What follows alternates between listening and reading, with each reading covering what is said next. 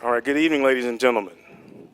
I called this meeting of the Pearland Independent School District Board of Trustees to order on December 17th, 2019 at 5:07 p.m.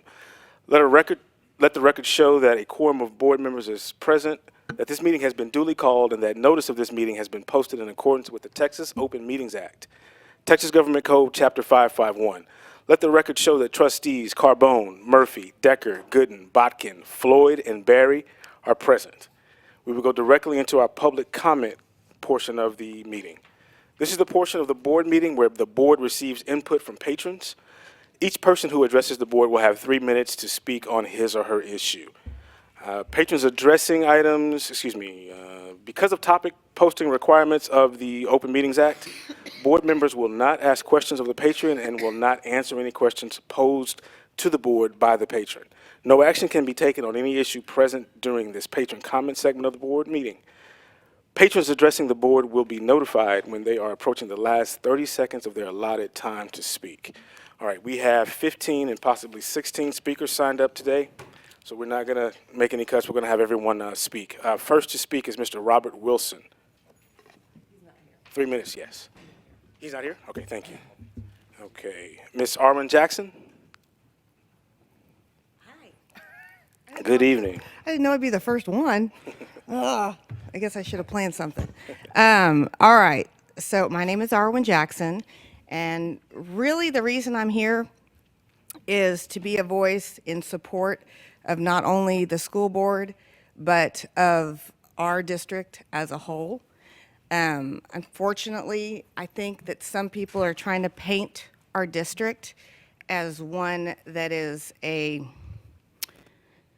district that's racist, that doesn't deal with the issues of racism that they see, that's not inclusive, that is not caring about mental health. I am just telling you from my experience and talking to many other students that I do not believe that that is the case. I am very involved with kids all the time. So I have spent the last 20 years of my life raising kids. And always thought I'd go back to work, but I didn't. And during the last 20 years, I've taken every volunteer job that I could scoop up. I've served on many boards. I've helped out on many booster clubs. And during that time, I built relationships. I know that some people here in the audience would look at me as the enemy, that I'm against what they are speaking for, and I want to assure them that is not the truth. I have lived my life always to be in support of LGBTQ rights, to be inclusive, and to care about mental health. My 2 oldest children have been very open about the fact that they have had mental health issues. They were both hospitalized and had suicide attempts. It is something I care about a lot. I care about it enough that I have not gone back to work so that I could stay around kids and work with them. I greeted most people here in this room because I've built those relationships over years, not because somehow I'm on the right side or the left side of some issue, but because I've gotten to know them as people who serve this community and care, every single one of them, about the kids in the district. And for anybody to suggest otherwise is not okay with me. I also would like to say that I believe, due to the fact that for popular demand, there is a once-a-year open town hall meeting. Can y'all remind me of the date of that? I'm sorry, you can't talk to me. I know it's coming up because I put it on my calendar at one point. So I encourage anybody who comes to these meetings and knows that you cannot have a back and forth, that there is going to be an opportunity to have you guys talk. I went last year and I enjoyed it very much. So hopefully the people who come here to talk to you will take that opportunity to come to that as well. Thank you. Thank you, Mrs. Jackson. Mr. Kevin Wagner. Kevin Wagner, W-A-G-N-E-R.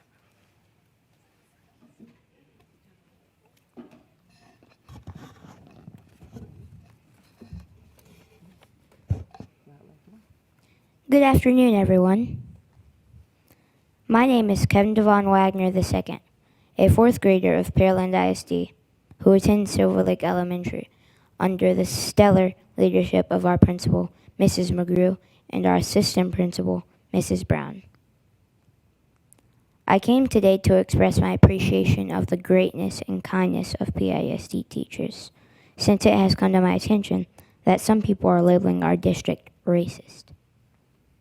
Now, back when I was a really young child, an incoming kindergarten kid, my mom and I had the talk that many mothers of color have with their sons. She mentioned the startling statistics. Not only did she explain segregation and integration, she set expectations. They are pretty high. She told me that, like Aggies, we all bleed maroon, and not to hang around anybody who did not like black people or said mean things about white people or any people.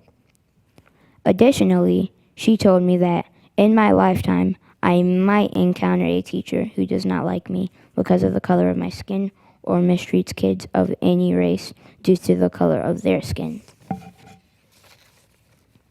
She said never to expect it, but always to expose it by coming home and telling her and my dad. I am pleased to report that I have never witnessed discriminatory behavior, but I have, on the other hand, seen children of all colors disrespect teachers. As a side note, they deserve a 100% raise. I can also admit that I was sent to the office once for behavior that I will not discuss publicly. But Ms. Brown gave me a second chance. In closing, I am ecstatic about being a member of the No Place for Hate Committee, since no district is perfect. I repeat, no district is perfect. Pearland might have some bad pears, but it does not deserve such bad press. I asked to come today because the students' perspectives should matter most. Thank you for your time, and have a Merry, Merry Christmas. Thank you, Mr. Wagner. Well done. Thank you, sir. Yes, ma'am. Next, Mrs. Shanidria Wagner.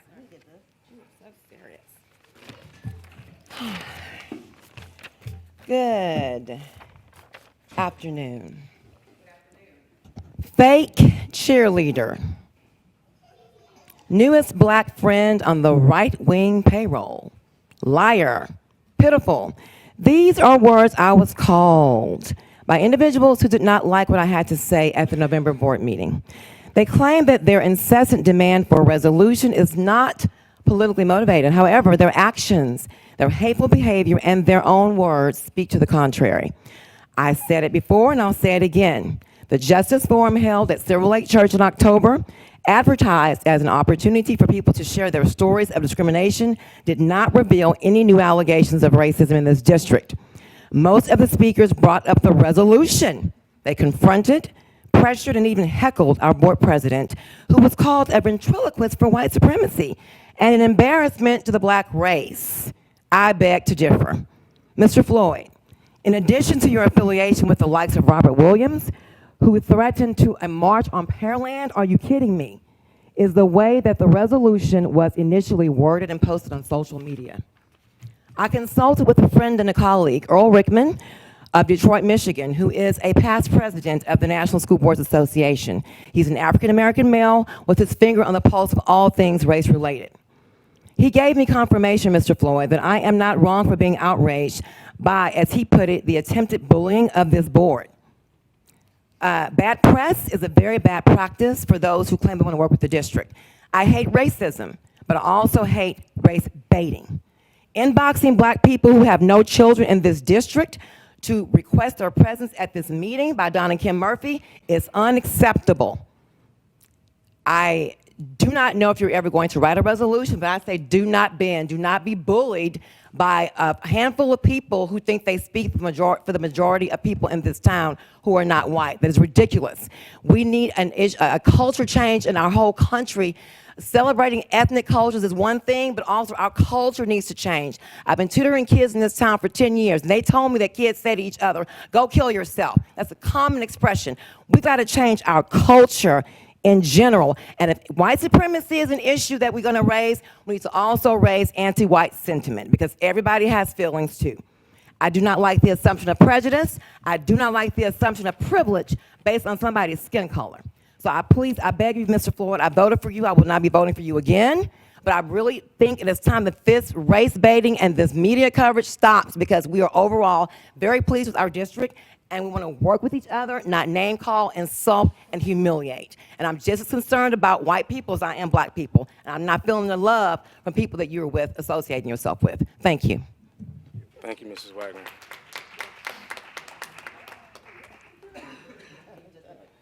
Next to speak, Mrs. Perez. Is Lena Perez? I think it's Lena.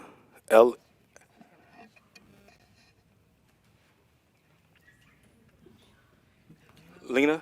It's Lena. Lena. Yes. Thank you. I have to follow her. My name is Lena Perez, and I am a mother, a single mother of two children in Pearland High School. I also attended Pearland High School and finished in 1992, and have a mother who attended Pearland High School, so we're longtime Pearlanders. As far as my school district, I'm very proud of my school district. I'm very proud of the schools that my children attend. Our teachers have been very attentive to my children, have not had any problems. My children are Hispanic females, so we are a statistic. We are also a statistic, Mr. Floyd.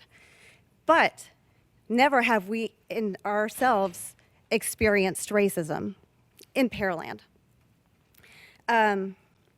You are an elected official to represent a whole community, and you do not represent myself nor my children. The majority here do, because they are working for the children and not working towards an agenda. I appreciate everything that y'all have done. I'm not a good public speaker.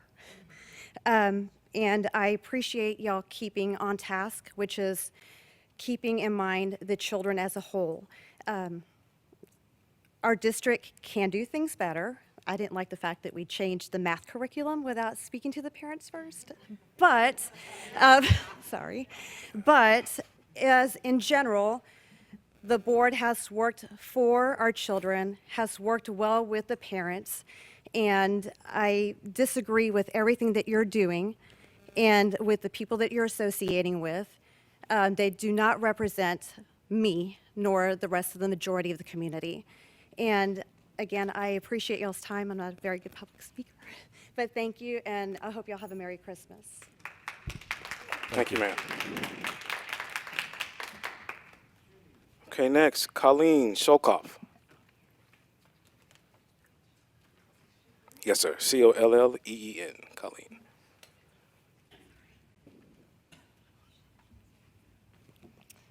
All right, good afternoon. I love our school district and am proud of so many things about it. I recognize the hard work that you all do to keep our district running smoothly. I'm so appreciative of the amazing teachers that have taught my children and the phenomenal teachers that I've had the pleasure of working with in this district. We have so many students that have rich histories and stories to share, and I'm grateful to get to experience that by interacting with them on a weekly basis. Because no school district can be perfect, the best ones are constantly striving to be better. As soon as you decide your district is perfect with nothing more to work on, you're already starting to fail. Over Thanksgiving, I read one of your holiday newsletters in which you talked about being grateful for the diverse district we are gifted with in Pearland. You then went on to accuse a few as people who only want to exacerbate our differences. It was like saying if you complain about the government, you must be unpatriotic. That is just a way to deflect without addressing the concerns we bring up and intimidate people to remain silent. We also know that the opposite is actually true. People who show up and speak up care the most about their communities. Apathy is the root cause of why so many things fail. So I'm grateful to be part of a community that cares enough to actually show up and make suggestions that unite us. Good leaders listen and take what is said into serious consideration. Others dismiss the interested and concerned so they don't have to deal with any problems by simply pretending there aren't any. Because I care and appreciate about my school district and the people in it, I strive to make it better. Saying that Pearland ISD will not tolerate hate in any form emphasizes that we really do appreciate our diverse district. Having a district that looks diverse is not actually diverse unless all of the people represented are allowed a seat at the table. We can't just look the part, we have to act it as well. That means having zero tolerance against hate of any kind under any circumstances. It means allowing your LGBTQ plus students to use their preferred names and pronouns and skywords. It means learning about all of our history, even the parts that make us uncomfortable. It means calling out and taking action when anyone makes insensitive, stereotypical, or racist remarks or actions, no matter who they are. Diversity of thought is real diversity. It does no good to have a diverse district if we only recognize and listen to a select few. So instead of trying to divide our district by ignoring us, take into account our concerns and do something that will truly unite us. Taking action against hate is one of the easiest nonpartisan ways I can think of to show everyone that we truly are a diverse community that seeks to unite and not divide. We can show everyone that Pearland ISD is a district that leads by example, and that is something we can all be proud of. Thank you very much, ma'am. Ellison Sholkoff.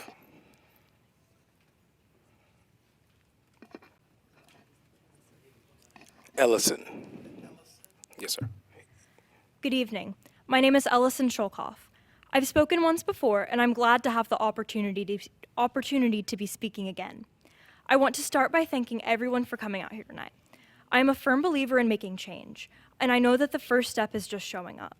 Being involved in your local community is a unique opportunity many of us take for granted. I also wanted to mention something else I feel is important. Many of us have a rather toxic mentality when it comes to talking about change and activism. This idea of, if you don't like it, leave. I strongly disagree with this sentiment. I believe if you care about something, you want to improve it. I don't work to change Pearland ISD out of hatred, but rather out of love. This district is young and offers a lot of potential, but with any living, breathing organization, there's room for growth. I want to help better this district, not for me, but for generations to come. I want future children to feel safe, to express themselves, and empowered every day they show up at a Pearland ISD school. Unfortunately, I don't believe that this is the current status quo. Pearland ISD does not encourage activism amongst students. Meetings are never announced in schools, and students are not encouraged to attend these meetings. Instead, meetings are oftentimes held at inconvenient times. Many act as though teenagers simply do not care about current issues. The reality is, they are not included in places where decisions are made. A love of change must be encouraged early on. This is something many underestimate the importance of. Apathy is the true enemy of any movement. My goal is not to divide us, but rather unite us through positive change. I intend to plant the seeds of activism and foster empowerment and a thirst for equality. I want each and every young person to believe that they are capable of changing the world. I only hope that Pearland ISD has the same desire to help their youth. I hope that they will work to encourage students to become leaders in their schools and community and be involved in order to take a stand for issues that matter to them. Thank you. Thank you very much. Hannah Sholkoff. Hannah, yes, sir.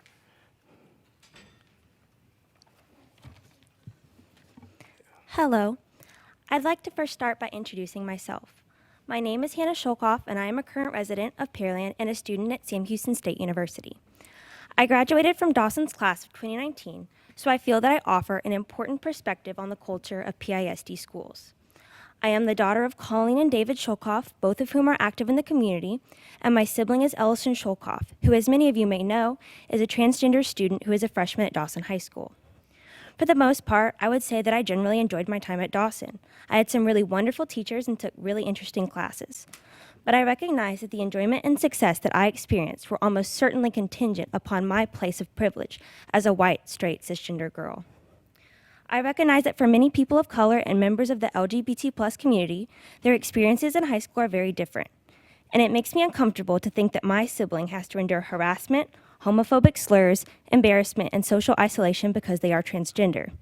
And it makes me uncomfortable to think that an African American or Asian student should feel that they have to work twice as hard to dispel stereotypes held by teachers and other classmates regarding the intelligence of their racial groups. And it makes me especially uncomfortable to think that even a fraction of the success I have today might be because I am white and straight, and that another student may have lost out on an opportunity because of their race or sexuality due to my preferential treatment. But it's because these things make me so uncomfortable that I am so determined to confront them. Because in that discomfort is truth, ugly and unfair as it may be. In this day and age, it is not enough to simply avoid saying or doing things perceived as racist or homophobic. If you are not actively working to dismantle the institutional systems that have oppressed people of color and members of the LGBT plus community, you are remaining comfortable but also complicit in their continual mistreatment. So, I am challenging each of you to examine the biases of your friends, neighbors, employees, and even yourself. I know that it will be uncomfortable, but it is because of this discomfort that this task is so critical. And as you examine these biases, I urge you to adopt a resolution condemning white supremacy and hatred towards minorities. I feel that this will be a positive step towards a brighter future for all students in Pearland ISD. Thank you, ma'am.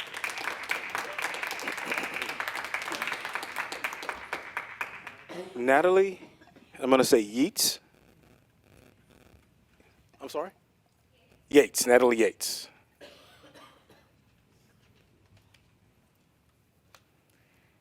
Hello, my name is Natalie Yates. I'm a freshman at Dawson, and I'm also bisexual.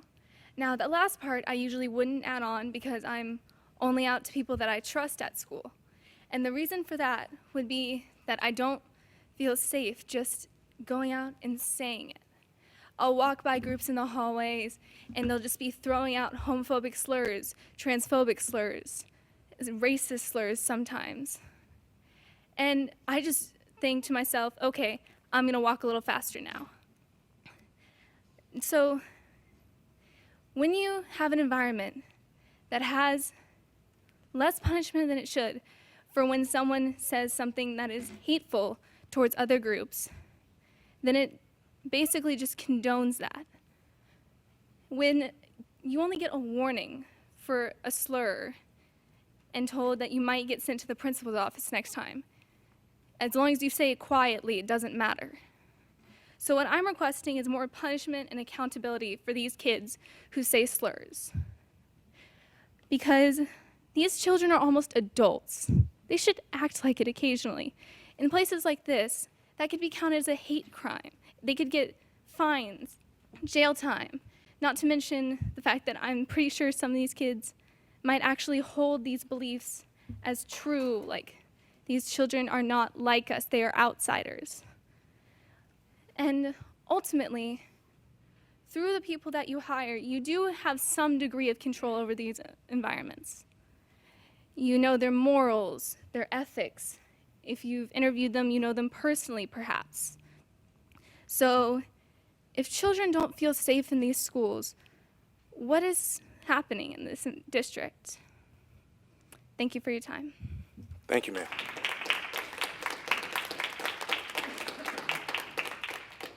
Donna Murphy.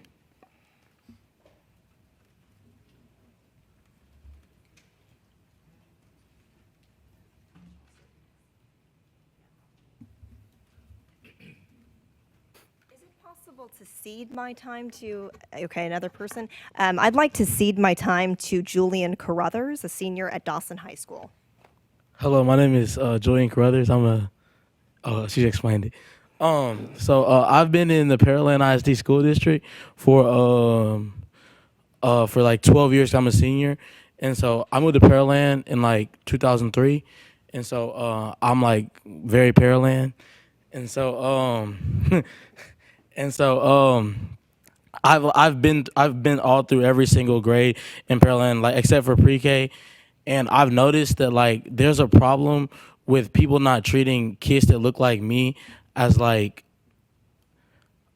I would say, a human, or that I have feelings, because like I understand like kids getting in trouble, but on the other hand, I've seen kids do the exact same thing with me that like I've done and still not get in the same trouble.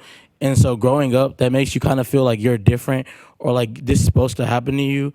And there's like a lot of things that have gone through with me that like don't make any sense to me and like other people have called out before.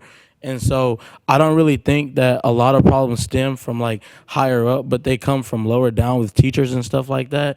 Cause I've had teachers address everybody in the classroom as, hey, how you doing? How you doing? And get to me and say stuff like, what's up, dog?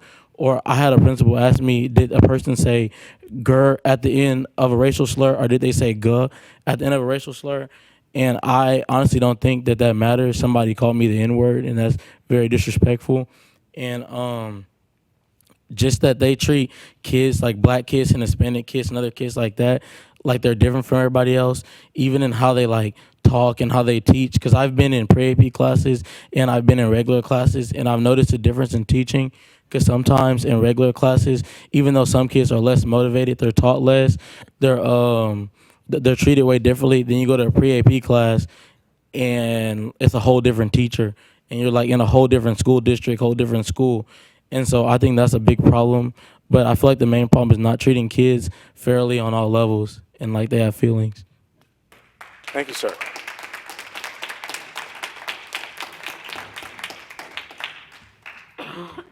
Okay, Winnie Zhang. 2.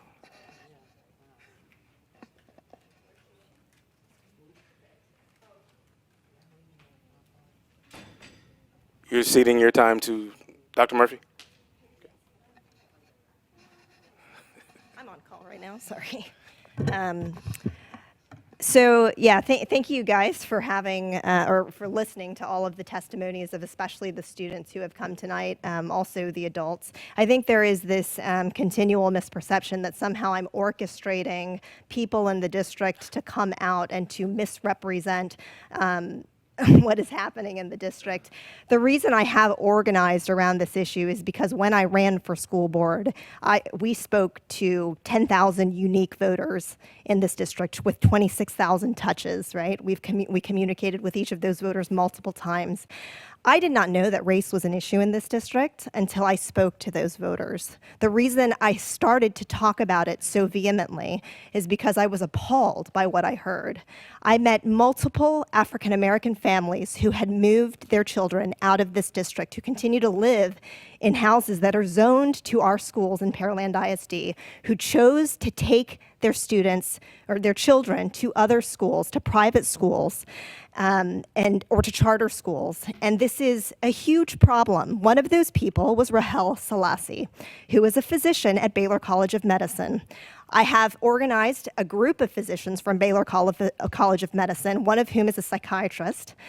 All of us have multiple concerns about how many issues that are, I think, very much interconnected are handled by this district. And we have attempted to meet with you all, and we have been railroaded, stonewalled, whatever you want to call it. Dr. Rahel Selassie's story is actually on my Facebook community page. It's at Donna Kim Murphy, MD, PhD. It's publicly available for viewing.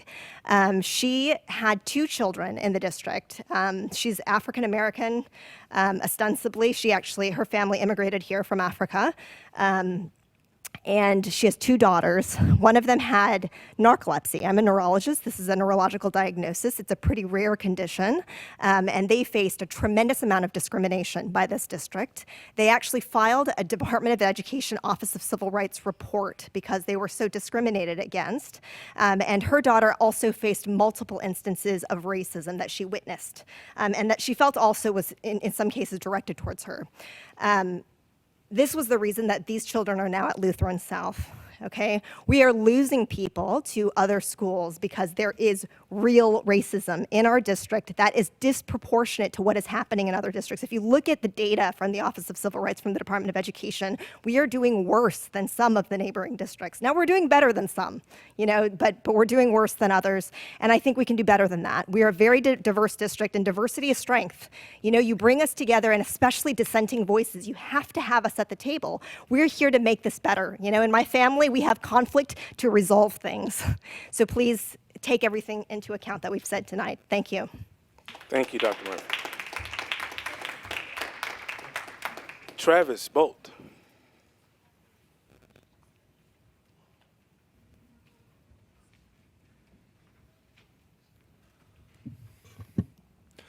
Good evening. My name's Travis Bolts. I am running to represent this community in the state legislature, and I think that the issues being discussed here are one that's very important both at a local and a state level.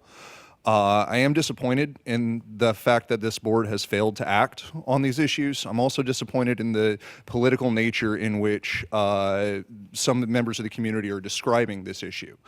I don't think anybody here has personally accused anybody on the board of being personally racist. I don't think anybody is accusing any of the systems within the school system of being personally racist. What we are saying is that as a society, we need to take a stand against white nationalism, against racism, and against hate. These things should not be political issues. These things do not go away because we do not personally experience racism or haven't seen individual instances of racism. The community brought together several forums to discuss these sorts of issues. Members of this school board failed to attend. That's part of the problem, that people were not willing to engage in the dialogue to talk about these issues.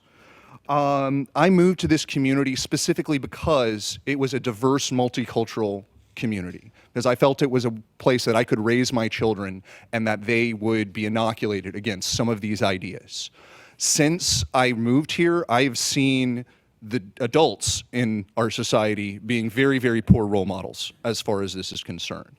I've seen political campaigns that have decried reaching across racial or religious lines and made this a central issue as to why somebody should not be elected. We need to do a better job of decrying white nationalism, hate, and racism, and that's what this instance is about. Hate is not something that can be decried too often or too loudly. It is something that thrives in what Dr. King calls the appalling silence of good men. It is those of us that sit idly by and choose not to act when we see families and communities present these issues to us, even if, as others have said, that if there was no racism in Pearland ISD, which we know to be false, but even if that was the case, this would not be a reason to not denounce it. This would be the reason to join together, to rise up and to say in one voice that this is not acceptable in our society and that we do not want a society that finds it acceptable. The issues that we have found with these issues cannot be specific to the way that you want to deal with them because you haven't even voted to talk about them. So it can't be nitpicky, well, we don't want to do X, Y, or Z solution. It can't be political because if we wanted to shut this down politically, the quickest way would have been to vote unanimously in support of something that supposedly we all agree on. So please, this needs to be something that is taken up at both the local and state level. Thank you, sir. Yoon-hee Park.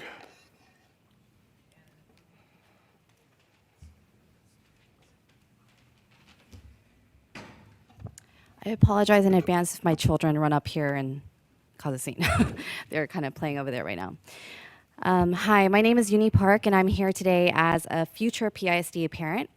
First off, I want to thank Donna for shedding light on this opportunity to speak to you all today. Truthfully, I would not normally feel obliged to do something like this, speak publicly, but in light of some recent events that have happened in PISD that I felt were a bit disturbing and disheartening, I felt compelled and obliged to speak today. My family and I moved to Pearland early this year from Houston. We came here with the intent to really put our roots down and raise our children here. We were fortunate enough to choose the school district and schools that our children would be attending. And we chose PISD for its outstanding academic record and also for its rather diverse student population. It was important for us to be part of a community that was diverse. However, I didn't consider how that diversity was being met inside the schools. The stories of Jules Treese, Hadia Henderson, and Alice Murphy made me feel extremely sad, angry, and uncomfortable. Had either one of my children been put in that same situation, I, as a parent, would have been livid, to be honest. One story that is not so recent is the one of Kimberly Shapley and her transgender daughter, Kai Shapley. I stand here today wondering what thoughts and feelings she as a mother must have been experiencing as she once stood here asking the PISD board to help make sure her child would feel safe at school. Kai was about to embark on her first year of elementary school as a kindergartner. That alone can be such a frightening and emotionally charged moment. And Kimberly was doing everything she could to try to make her daughter's transition easier and better. My daughter will also be going into kindergarten next year at Silver Lake Elementary. I deeply wish I could have been here that day to support Kimberly and Kai, but I wasn't. So I'm here today. PISD needs to do better. Updating the dress code to include religious and cultural exceptions is not enough. It's a superficial fix, in my opinion. Creating an environment of inclusivity, respect, and kindness takes much stronger measures. We as adults need to show our children that we are here for them, all of them, loud and clear. So how can we achieve this? For starters, adopt the policies suggested by the NAACP to ensure the safety and well-being of all students. Second, implementing diversity and sensitivity training for all teachers and administrative staff at all levels. Third, have a diversity and inclusion council that actually reflects and represents the student body. For example, Asian American and LGBTQ representation. And also make council minutes readily available to the public as a show of earnestness and to keep an open line of communication. And last but not least, to publicly denounce white nationalism. PISD has a great opportunity to rise up right now. It's okay to be a work in progress. It's actually a very noble place to be. So I urge PISD to take the necessary active and meaningful steps towards progress. Let's show our children that we are working towards a better, kinder, and more inclusive community. Thank you. Thank you, ma'am. Mr. Board President, Yes, sir. is my mic on? Is it on? Pursuant to Section 551 of the Texas Open Meetings Act, I move that the aforementioned NAACP resolution be placed on the agenda for next month for consideration. We do have more speakers. Yes. Okay. Thank you, sir. Yes, we have more speakers. But Mr. Floyd has made his request. Is there a second? Thank you. Okay, thank you. Sandy Tassin?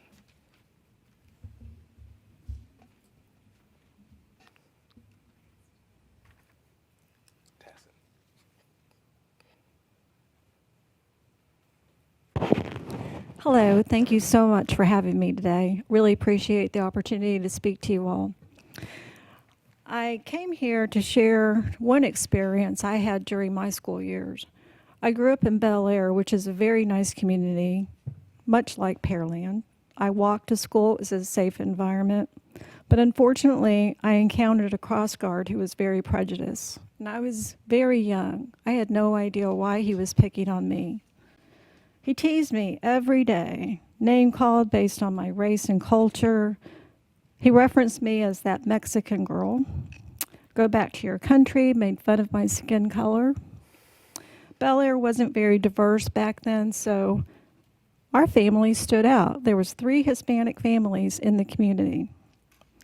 So how did I handle this problem at such a young age? Well, I avoided him, and I took the very long way home. It took me almost an hour to get home instead of 10 minutes. I walked Bissonnette, Newcastle to Beach Street. For those of you who are familiar with Bel Air, it's a dangerous, high-traffic area. The ridicule and shame stayed with me for years. As a child, I can tell you, and even as an adult, I've experienced other issues. And if you haven't, at some point in your life, you will, unfortunately. So I became afraid to stand up for myself. I became a people pleaser. I was anxious a lot. I never looked like it on the outside, but inside. I felt like I was slapped, like I had to defend myself, but I wouldn't. So as an adult, now that I have a son at Dawson High School, I was relieved when federal legislation implemented no bullying zones in high school, 0 tolerance policies on firearms, David's Law on cyberbullying. You see how all of these policies can lead to safety for all, not just one school or one state or one race. And I was relieved because I have family and friends I care about that have children in the school area. So why is any form of prejudice or racial slurs allowed in our schools? Why? Why today? I grew up in the 70s, and now I'm looking at this new millennial, and it's still taking place. What are the repercussions for adults? There aren't that many. And I looked up in psychology articles, why won't people speak up? There's 4 reasons, and then I'll wrap it up. There's fear of retaliation. Sometimes it's subtle. You can't recognize it. There's shame. Maybe I did something to deserve it. And what's the point? No one's going to do anything about it anyway. We've tried this before.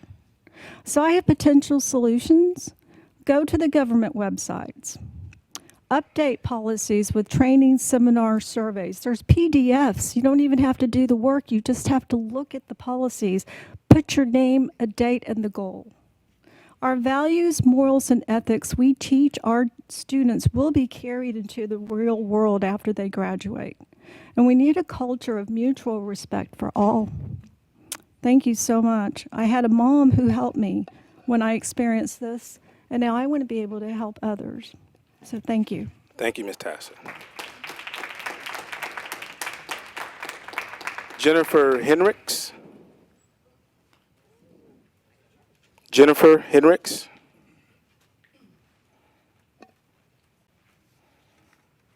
Hi, I'm here today in support of the school board.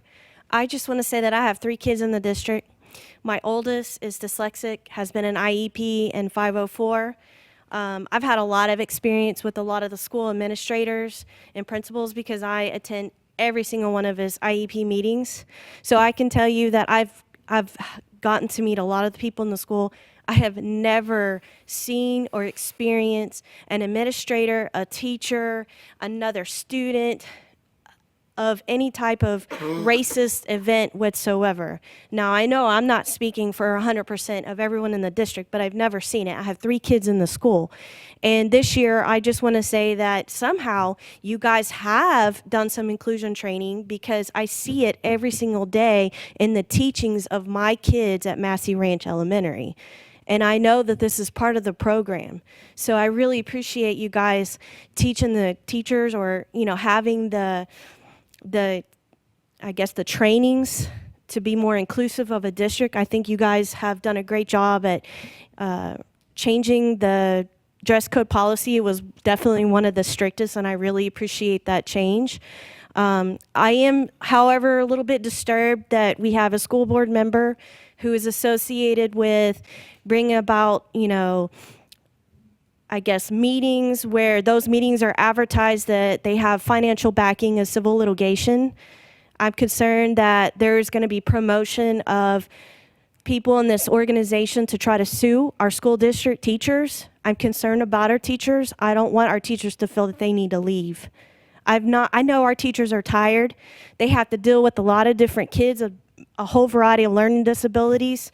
They're stressed. They have bad days. Sometimes they make mistakes. But I can truly say that I don't think that our teachers are racist.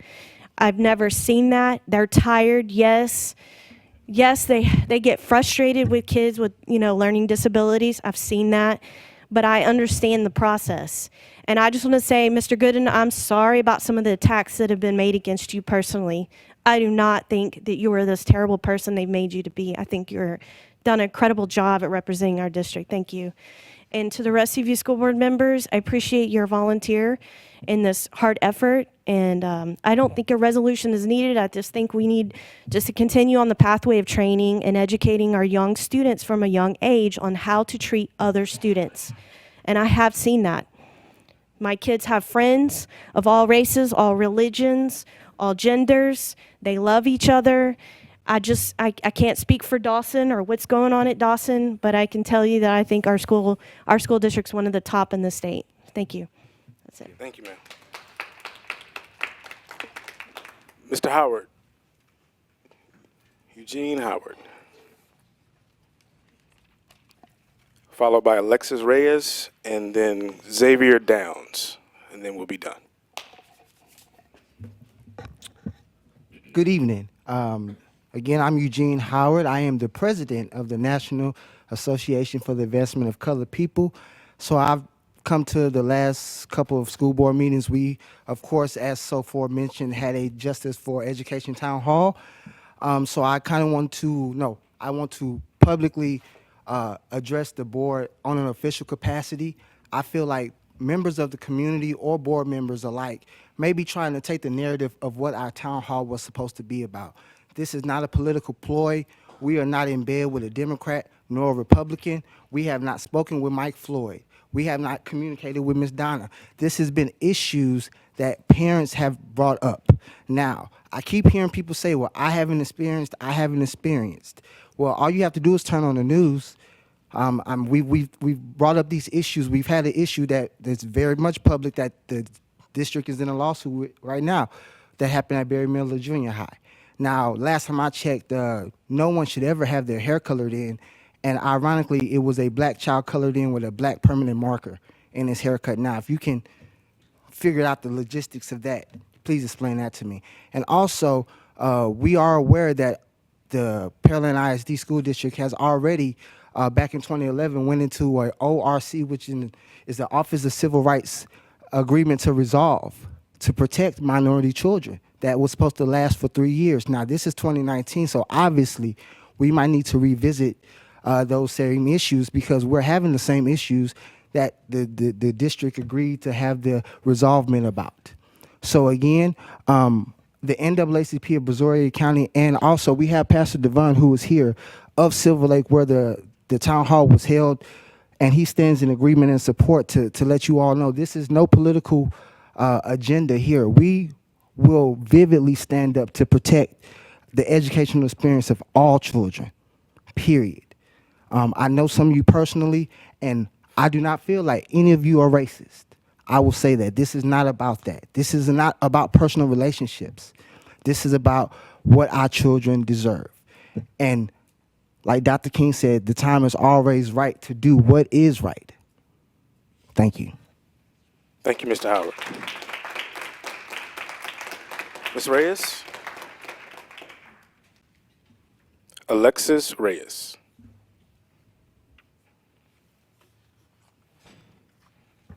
Good evening, everyone. My name is Alexis Reyes, and I'm currently a junior at Glenda Dawson High School.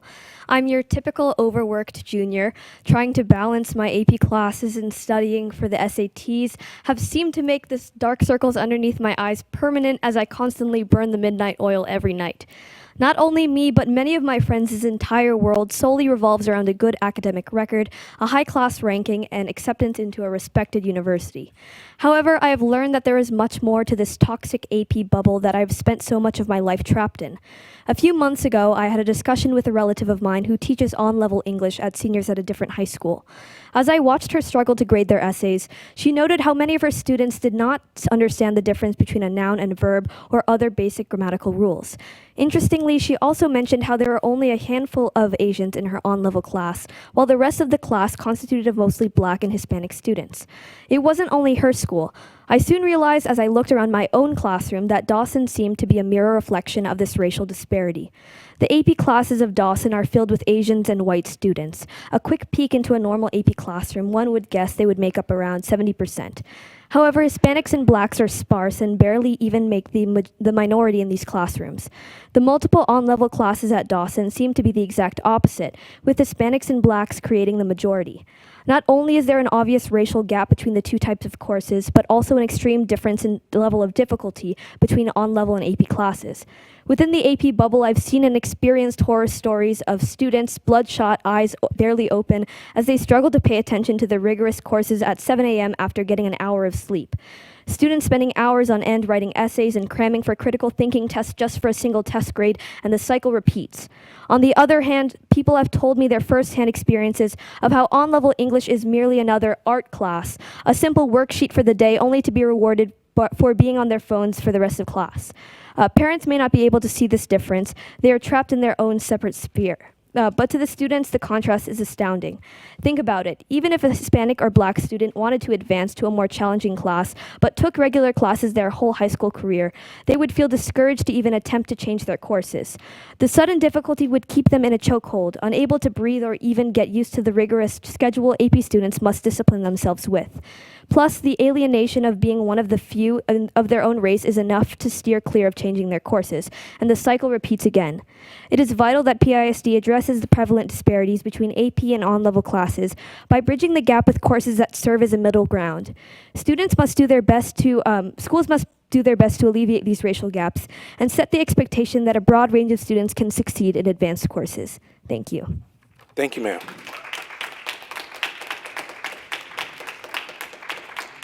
Mr. Downs?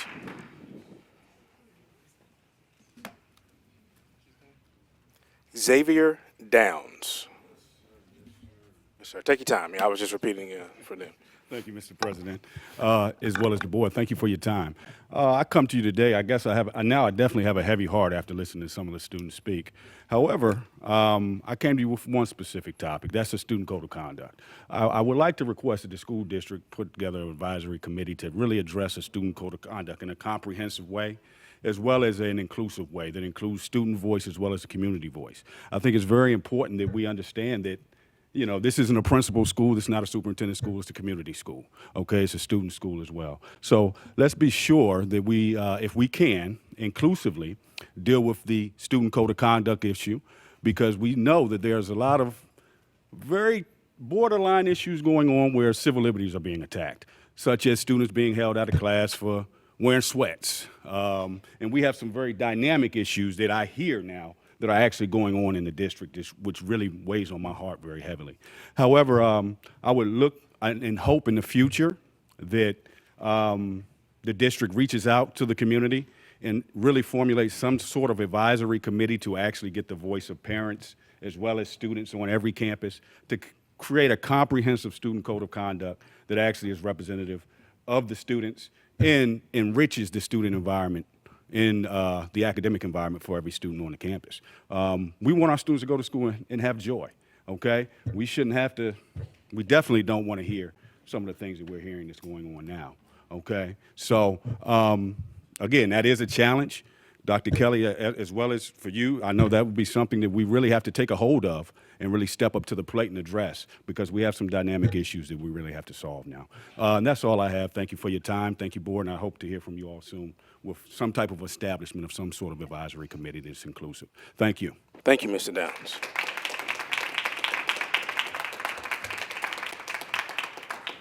Okay, as noted, Mr. Downs was our last speaker. And so the board will now convene into a closed meeting to discuss the following items posted on our agenda this evening as allowed by Title V, Chapter 551, Texas Government Code, and/or the Education Code. The superintendent will present for the board's consideration or discussion of the following matters. Sections 551.071, 072, 074, 076, and 082. No voting will take place in the closed meeting. Any action the board wishes to take as a result of the discussions in closed session will take place after the board reconvenes in open meeting. It is now 5:59 p.m. and the board will stand adjourned. All right, ladies and gentlemen, it is 6:32. The board will reconvene in open session. There are no items to be acted upon from our executive session, so we will go directly into student recognition. Let's do it.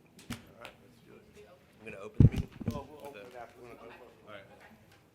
The meeting is open.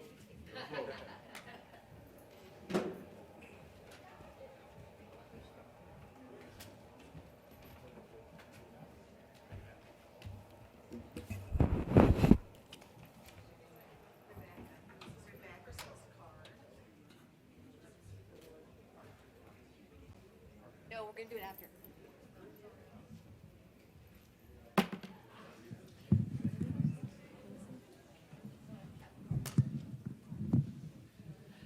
Good evening. Pearland Independent School District is home to some of the most talented students in the state. And now comes the time when our board loves to recognize them for their achievements. Parents, please feel free to come up, take photos of your kids when they come across the stage. First, we have some athletic accomplishments to recognize. This fall, a Dawson High School student advanced to the UIL State 6A cross-country meet. And we're pleased to recognize that student this evening. A sophomore who finished 6th overall, which automatically qualified him for the UIL State Championship meet for the second year in a row. Noah had the fastest time at the Region 3 6A meet of all sophomores. At the state meet, he set a personal record and ran the fastest 5K of all of Dawson history for a cross-country runner with a time of 15:36, setting a new school record. He finished 30th in the state meet. We're honored to have Noah Hailib.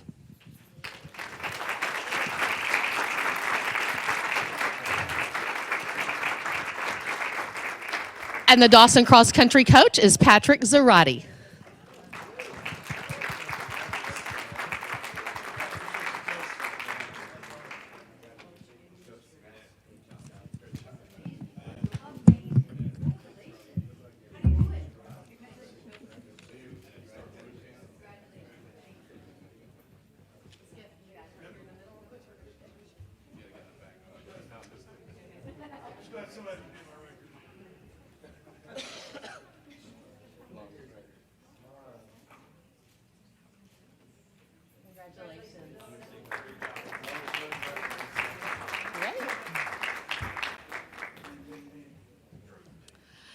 Next, to introduce players from the varsity volleyball team at Dawson High School who reached the 4th round of the regional tournament with a very impressive year, our head coach Lauren Leth and assistant coach Cherie Griffin.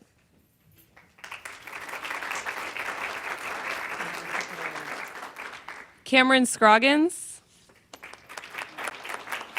Eva Bowling, Kylie Nance, Alana Torres, Alexia Jones, Madison Petton, Madison Delott, Nicole Delott, Kaylin Hewlick, Aaliyah McDonald, Dahlia Miller, Kaylee Ross, Lauren Scott, McKinley Sellers, Lauren Whitty, Amelia Katuri, Julia Brigham.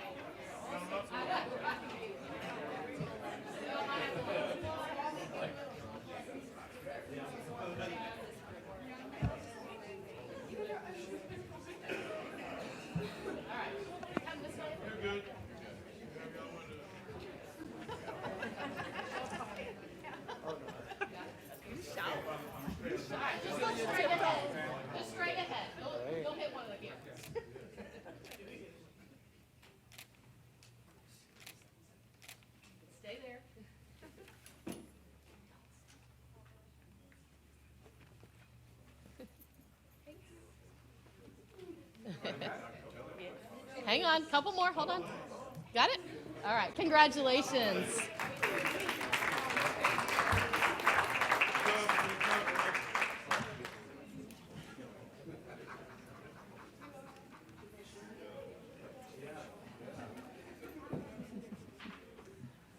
Each fall, the Pearland FFA and art students have a strong showing at the Brazoria County Fair. This year was no exception, with several of our students bringing home championship titles. First, from Turner College and Career High School, Reserve Champion Orb Heifer is Taylor Bosley.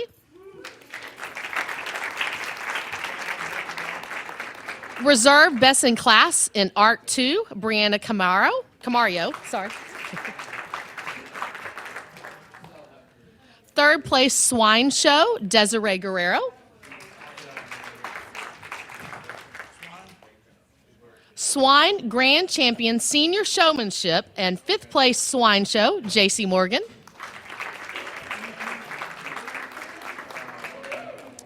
And from Pearland High School, Judge's Choice in Art 4, Jacqueline Mandola.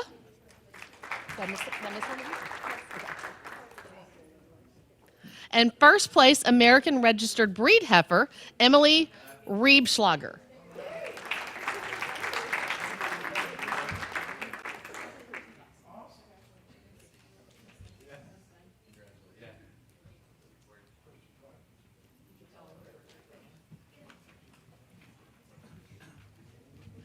And I do apologize. I don't think it's any secret that our leading FFA teachers are Rhonda Morgan, Hunter Morgan, and Nikki Reed.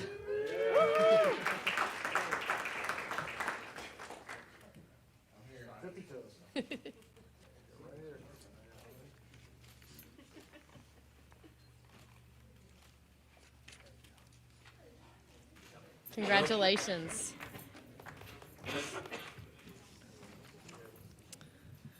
Recently, we had 4 students who achieved the almost impossible by getting a perfect score on their ACT. The ACT test is comprised of 4 multiple choice subject areas: English, math, reading, and science, with an optional writing section. Each section and the composite is scored on a scale of 1 to 36. The composite score is the average of the students' 4 required test subject areas. With us tonight, we have 2 of those students who could be here from Dawson High School, Joshua Asef. Good job.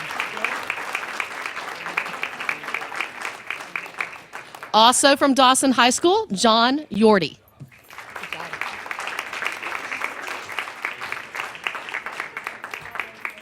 Hang on, Joshua.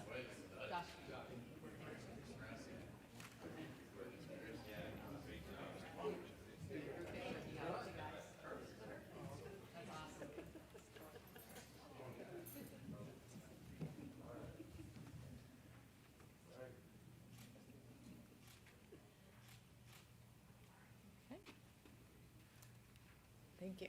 Congratulations. Ready? Every year, our administration selects 2 students' artwork as our featured designs for the holiday season. One piece of artwork is chosen as a gift for our community partners to hang in their businesses. The other art is chosen to be the district Christmas card, which gets mailed to every employee's home. It was a very tough decision this year. They were all outstanding. But the 2019 Community Partner Artist from Pearland High School is Peyton Dorwart, and her teacher is Sam Jowers. And we have a gift for her of her art framed.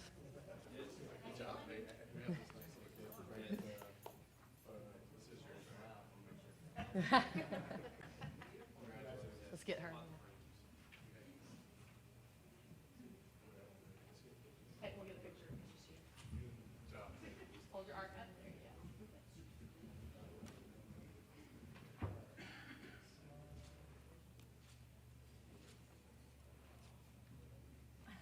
There you go. Got it? Got it, Mom? Okay, good. Congratulations, Peyton. And finally this evening, our 2019 District Christmas Card Artist was also chosen from Pearland High School. Her teacher is Marielle Espasti, and our 2019 District Christmas Card Artist is Chelsea Tran.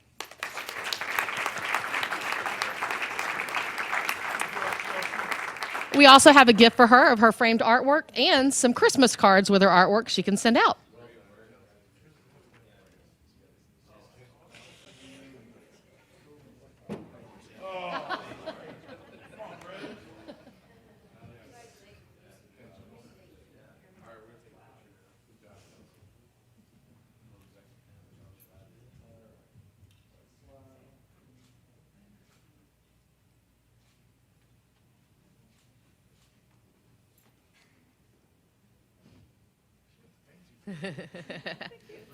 All right.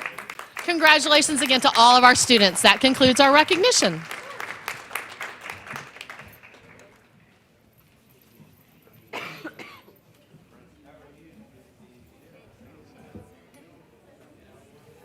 Hang on.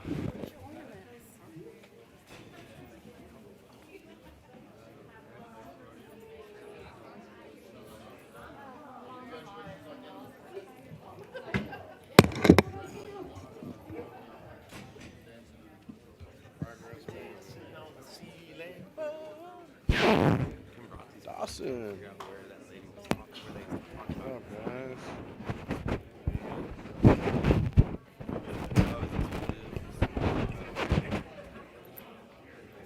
gonna read this while I'm listening to some of these reports. Yeah.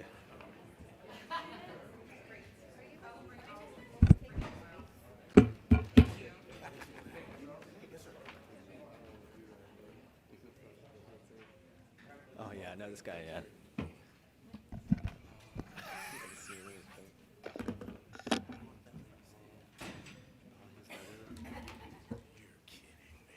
I owe everybody.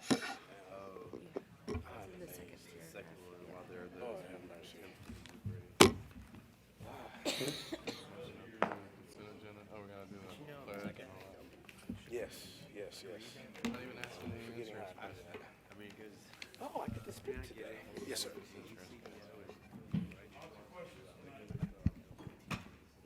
they ask you that in article, say we'll follow the same. Okay, cool.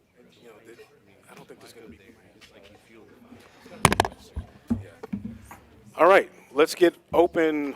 Let's keep moving. All right, I see we have a Boy Scout troop in the back. Which troop is that? 24-6? 4640.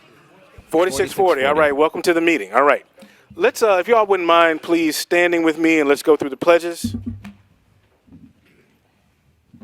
Pledge allegiance to the flag of the United States of America and to the republic for which it stands, one nation, under God, indivisible, with liberty and justice for all.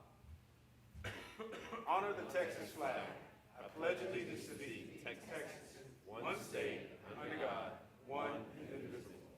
All right. Thank you all very much. I'm up for opening comments. If you will just stand with me, please, and just let's have a brief moment of silence, and then we'll jump right into the agenda.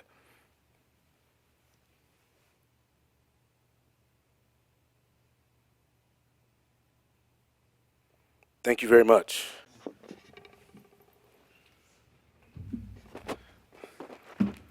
All right.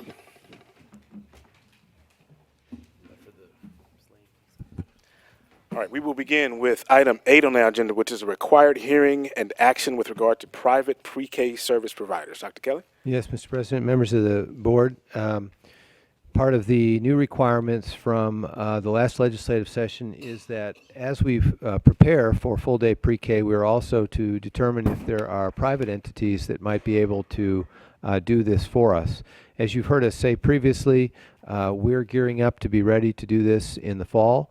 And so the only remaining question was, would this be possible by a vendor or a school, a private school, for the spring semester? In your packet, you received one package, but without going into great detail, it is not equipped to provide the level of service that we would expect for pre-K. And so we are fulfilling the mandate that we at least bring this to the board's attention, show that we have sought proposals, but as you see in my recommendation below, we do not believe that that program could absorb these students or provide the level of education that the state is requiring. So our recommendation is that we not go down that avenue and continue to work towards full implementation in the fall.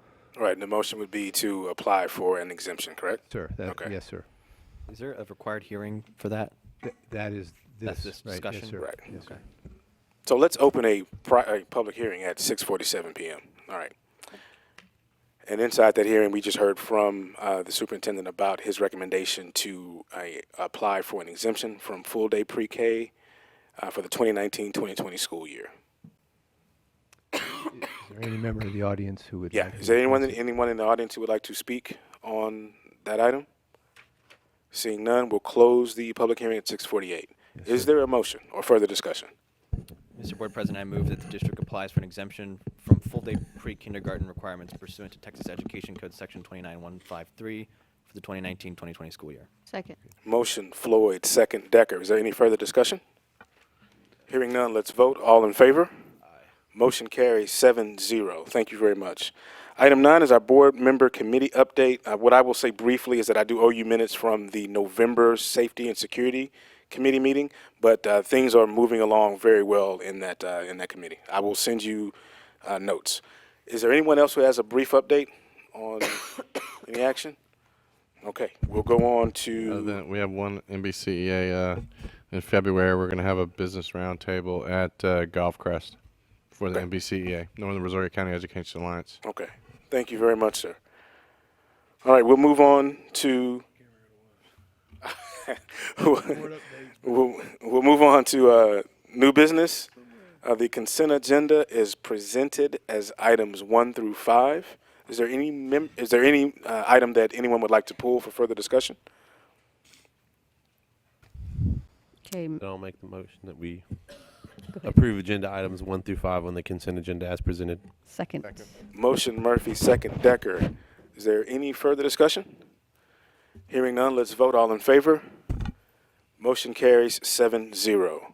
We'll move to item B. Consideration to approve purchase of portable buildings for the full-day pre-K kindergarten program and discuss funding source. Dr. Keller? Yes, sir. As I previously told you in months past, in order for us to be ready for pre-K, we do have to add some classrooms. Now, we want to make it clear that we would not be putting pre-K students in those classrooms, but we will be moving older grade levels into those classes. So we are recommending at this point 5 portable buildings. I also do want to keep in mind that we still have an unmet need at Magnolia for a bathroom portable to serve those portables out there, and so that would be forthcoming to you at a future meeting. But it's our recommendation that we purchase these 5. Oh, one other thing. In the past, the board has rightly, talked about, please give us the full cost of implementation. What we're giving you here is only the original cost of the buildings themselves. We will come back to you with the additional amount that it takes, any decks or any of the other equipment that is needed for those portables. But we're in a time crunch and we need to move forward on at least the purchase of the portables. Mr. President, I move that the Board of Trustees approves the recommended purchase from Palomar Modular Buildings, LLC, in the amount of $343,695 and determine funding source. All right. Motion Floyd. Is there a second?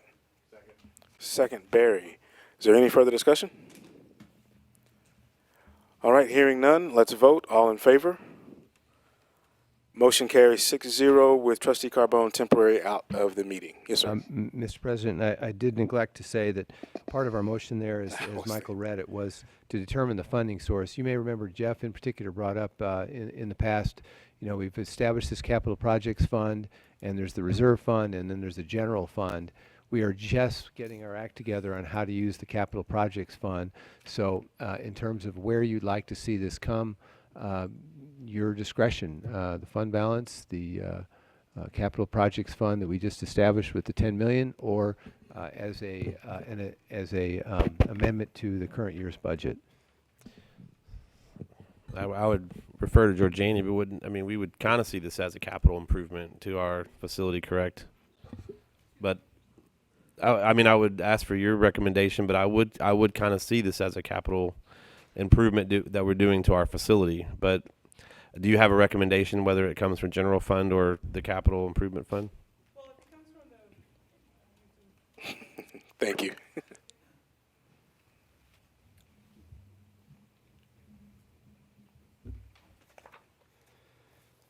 we have about 20 million plus of needs in the capital renewal plan, and we have 10 million for them. We're still pending to bring it to the board, of course, so we can prioritize. If we do it from the general fund, all it's required is an amendment to the general fund in that amount for function 81. My concern about time we can figure it out, huh? It is a major purchase. It is more than 5,000, so it could come out of the capital renewal plan. The capital renewal plan, my interpretation was that's more for our maintenance needs, right? Our bigger maintenance needs that we can't. So I was thinking that it would be more appropriate to come out of fund balance. But that's just my thought. And that is fine. I think if we set a precedence that the capital improvement fund that we start to use it for these kinds of things, then we're setting a precedence that we'll always use it for that kind of thing. And so I'd rather not set that precedence. But what's the definition of a capital improvement? That's really what it's for, right? In my vision of, fund balance, capital improvement, whatever it might be, ultimately the funds go from our operating account, I guess you would say, to this capital improvement fund or to the general fund, right? Well, basically, we're designating it to go to the capital improvement Yeah. project, so that we can fix roofs, HVACs, all that type, replace Right. equipment, replace vehicles, buses, major items. Right. And so I kind of see it as coming from the capital improvement as because it is property feature function of the district. You know, classroom functionality. We're extending classroom functionality. It just it has a tangible footprint to it. It's kind of Yeah, I mean, I completely understand, but we've got a list of things that we know are repairs and long-term things that need to be brought in. This is being a new asset. I just saw it as more appropriate to come out of the general operating fund. But I mean, it's $350 either way you cut it. So just which pot of money do you want to use? One thing that Georgiani suggested, Jeff, that may help here is that she suggested putting together a committee that kind of fleshes out how we might use that capital projects fund, and then bringing that back to y'all at the board. And I would like to preserve that if there are smaller projects under 75,000, that we would be authorized, as long as they're coherent with what is developed and approved by the board. I that we agree. can move It's a quickly great on that. idea. And I like that that committee would not be a one-time committee, but a reoccurring committee that continues to look maybe twice a year or quarterly or something like that, to look at that fund and to look at the new needs, and then to talk about the financial structure of like how to replenish that fund. Yeah, and that's exactly the plan. Meet at least every 6 months, once during budget time, so we can, see how it's going to tie in with the budget as well. And then once we know more or less how we're going to end the fiscal year, so we can inject some more money and start working on some of the projects that need to be worked on. Yeah, I like that. We still in discussion? Yeah, we're still in discussion. Yes, sir. Maybe even in court, maybe even more of a granular discussion on that, because maybe you would integrate items that want to get added to that list. The Right. capital improvement plan or something like that. How long, this is for probably Mr. Berger, I guess. These portable buildings, they're, of course, brand new, correct? There will be. Yeah, and how long, what's the life? What's the life expectancy of a portable? I actually have it in my 74 years? I mean, what are we talking here? I don't know. This is the purchase of brand-new portable buildings. It's a misnomer to call it a portable building because they're difficult to move. They're really temporary buildings, but the district has temporary buildings that have been with us for 20-plus years. So we resuscitate them often. That is true, but the life is about 30 years. But if these need to be moved at some point, do we have the capability of moving them, or? We contract out with Cherry House Movers. They move all of our portables and relocate them for us, and we've done it annually quite often. And also, Lance, I think older portables tend to become less crucial functions. They can become storehouses or other things that are not classrooms as they age. It seems to me that not too long ago, there were several portables that we moved to the back of the natatorium. There was one portable that was moved to the back of the natatorium, and there was originally supposed to be two, but the city elected that they did not want portables at the back of the natatorium, so they are now dealing with that portable and relocating it for their purposes. So is there any way to buy that portable back and reduce You the don't want cost? to. Oh, okay. Understood. So on these new temporary buildings, as you so call them, correct? Yes, sir. Thank you, sir. Has there been any, I haven't seen it in a while, but like advances as far as how they're built and everything? Is there higher, you can go up a different level, buy a better one, or? Well, actually, the Texas state government just passed new standards for portable buildings for safety and efficiency, and so all of these meet those standards. So yes, sir, compared to portable buildings we bought 20 years ago, these are an upgrade. They meet all the safety requirements that Governor Abbott and the Senate passed, and they're pretty good buildings. We bought them from Palomar. They were the lowest bid, but they are also very good buildings. And are these, to get all of the electronics and things like that, they're all going through all the conduit and all that stuff that we're good? Yes, good on sir. all that? So we talked to Barte and all that, we're all good? Yes, sir. We have a process. This is just for the building itself, the shell, and then we'll come back in and do all the electrical, all the PA system, all the fire, all the safety, all the infrastructure. And you don't have an How long- estimate on that right now, right? That's coming? Well, I It didn't is ask coming. last That's week, coming, sir. okay. How long do you think we'll need these? The portable buildings? Yeah. If we continue to have full-day pre-K and enrollment stays the same, we will use them. Until we have a plan to expand those campuses? Yes, sir. Or a population shift, pre-K may be a fluid. It may be need to one campus for a few years and then another campus. Depends on development. You have any idea? Well, the idea behind this is that we are prepared for as many as 500 pre-K students. Whether we get that many or not, hard to say. We'll see. One of the chief roles of our new early childhood education director is going to be to try to get a better handle. It's very difficult to predict pre-K enrollment. And so we'll be doing that over the next few months. I mean, it's a tough thing you want the program, but the list of schools there, some of them were just expanded and we got rid of portables, right? But it's, you want the program, so you got to have a place to put the kids. So that doesn't sound like it's a program that'll come and then go. It's going to come and then stay.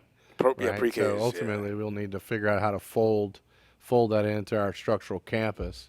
That would be, via bonds or Yeah. whatever it might be, and it's probably a good idea that we start talking about those futuristic ideas because I don't see it going away. That we just won't have to expand in some way.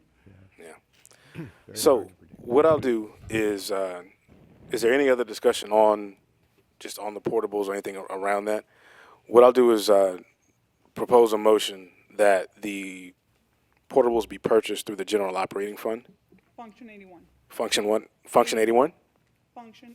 Function 81, I see, okay. Amend the budget to increase function 81 by 343,965. What's function 81 here? It's facilities and portable, is where the portables fit in. Okay. Did you need that motion? I do need that motion. Yes, Okay. I need that It's not motion. in the motion. No, it's a separate motion. Okay. Separate motion. Then I'll make the motion that we approve the funding of Function 81 to increase the budget and take the expenditures for the portables out of the general fund. Does that give you what you need? Yes. Okay. Second. Motion Murphy, second Gooden. Is there any further discussion? Was there a motion to second on the first thing? Yes, and we voted on that. So we voted to approve the purchase, and this motion The is funding to source. set the funding source. So the funding source, as Mr. Murphy noted, is the general operating fund, and will be increasing Function 81. Yes. That's just technical, like which line item, which bucket of money it comes out of. All right. Any further discussion? Any other questions? I don't think it should come out of that, but okay. Okay. All right. Hearing none, let's vote. All in favor?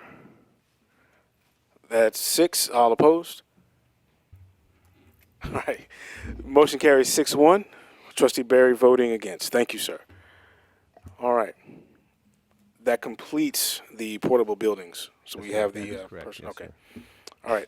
Item 2 underneath the regular agenda is a report and action on the newly developed district strategic plan.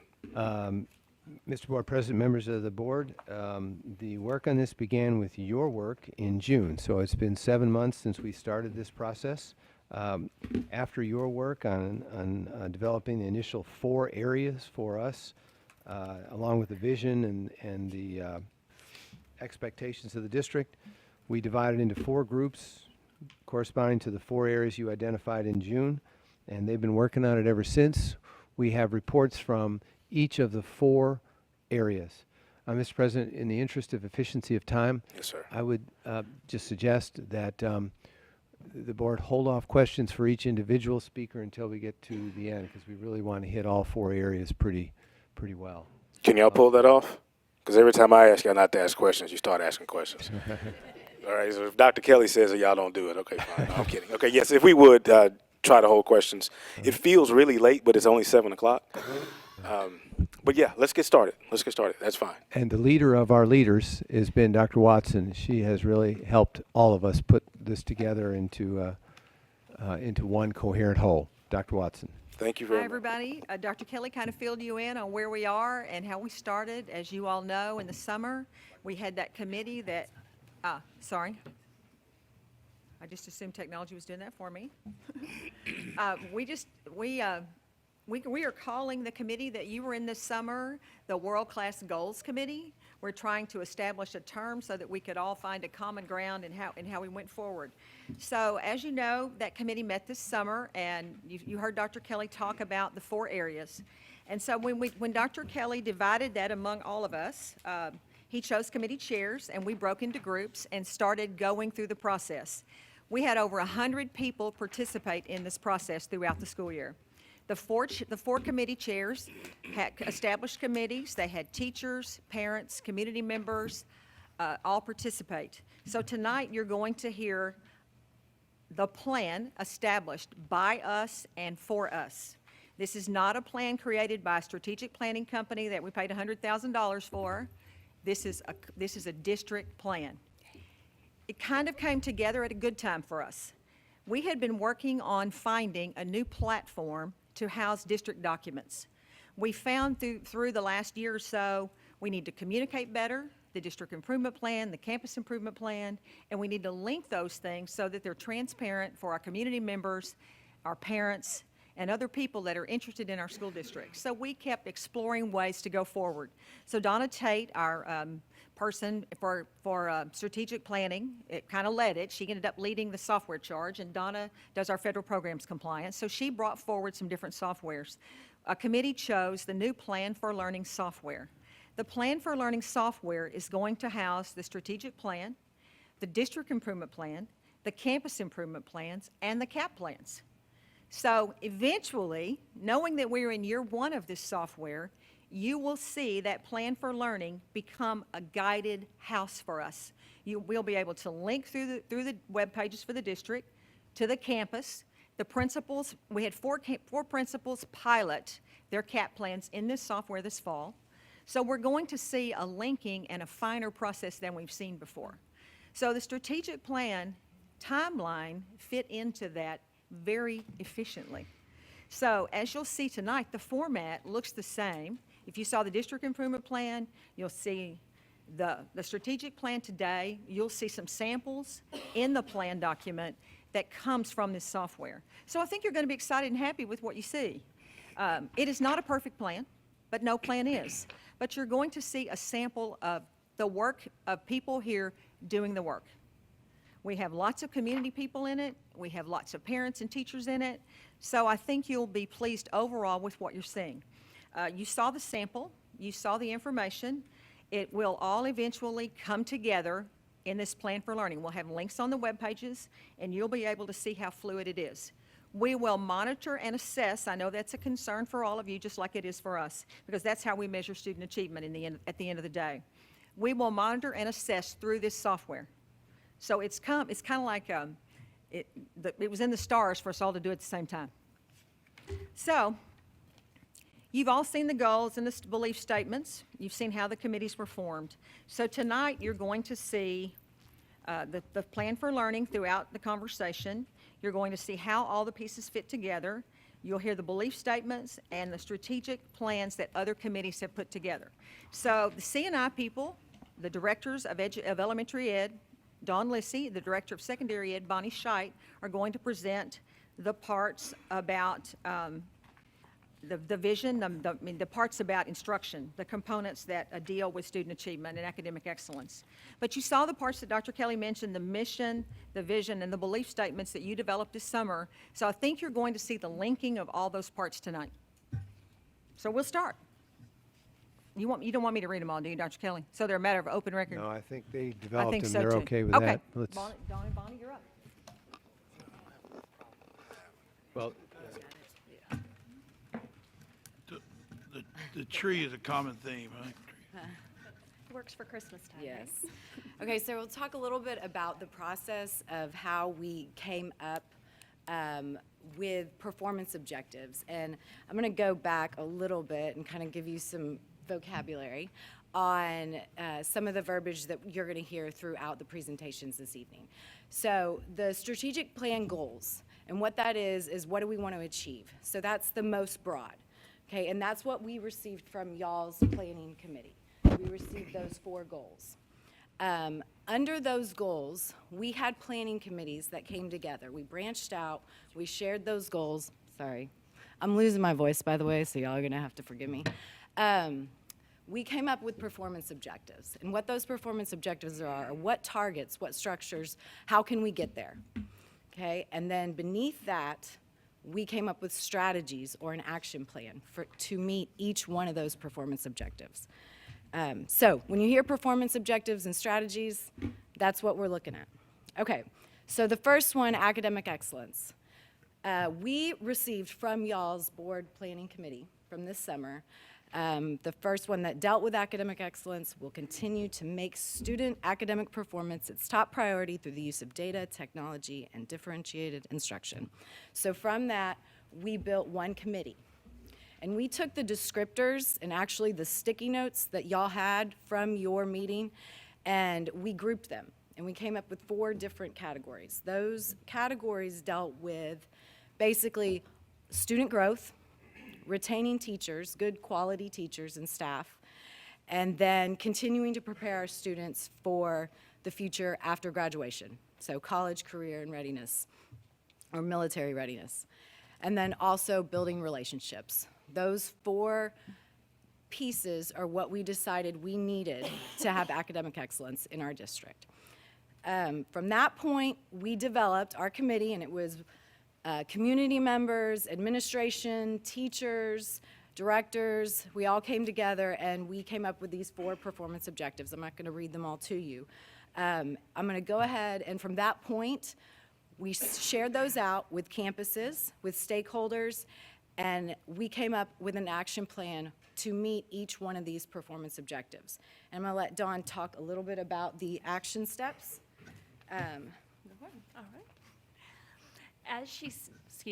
As she stated, for each of these performance objectives, we knew that the most important part is determining how are we going to get there. What are the action items that we need to do? What are the strategies that need to be in place? So what we've been so fortunate to do is in the curriculum instruction department, we have utilized what we like to call our 5-area plan.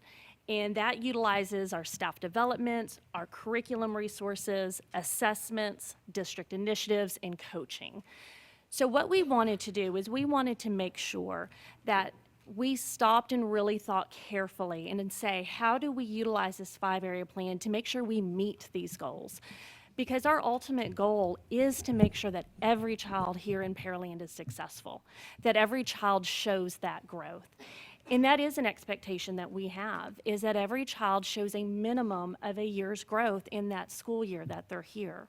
So one of our strategies was to make sure that the resources are being provided to teachers, to administrators, to everyone who's working with students, that they have the resources that are needed to instructionally meet the needs of all the students in the classroom.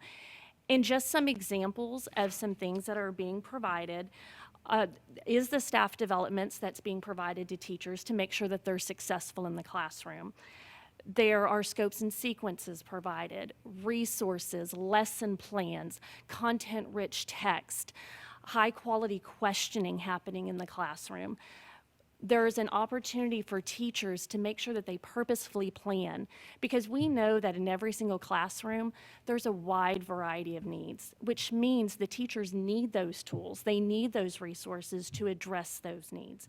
So that was one of the strategies to look at and evaluate what's being provided and to make sure that they have what's needed to meet the needs of all students. We know that the best resource for any child is the classroom teacher, and we know that we want to retain those teachers.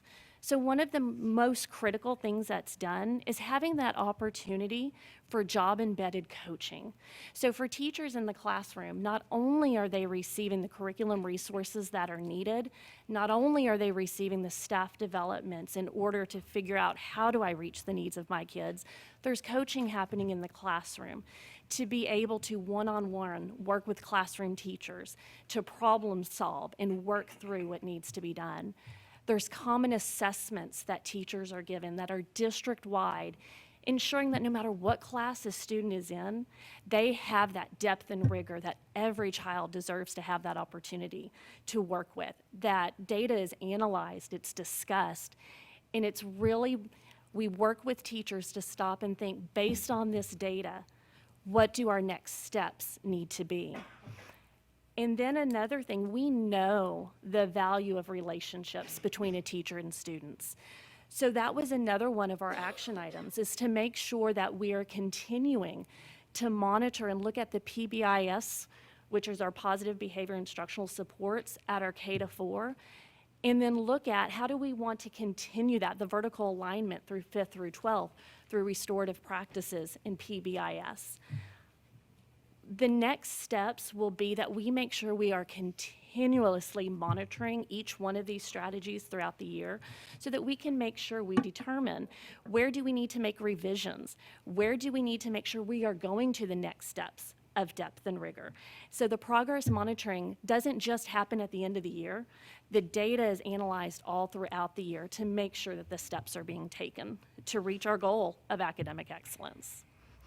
So our next speaker is actually, will be talking about mental and physical health.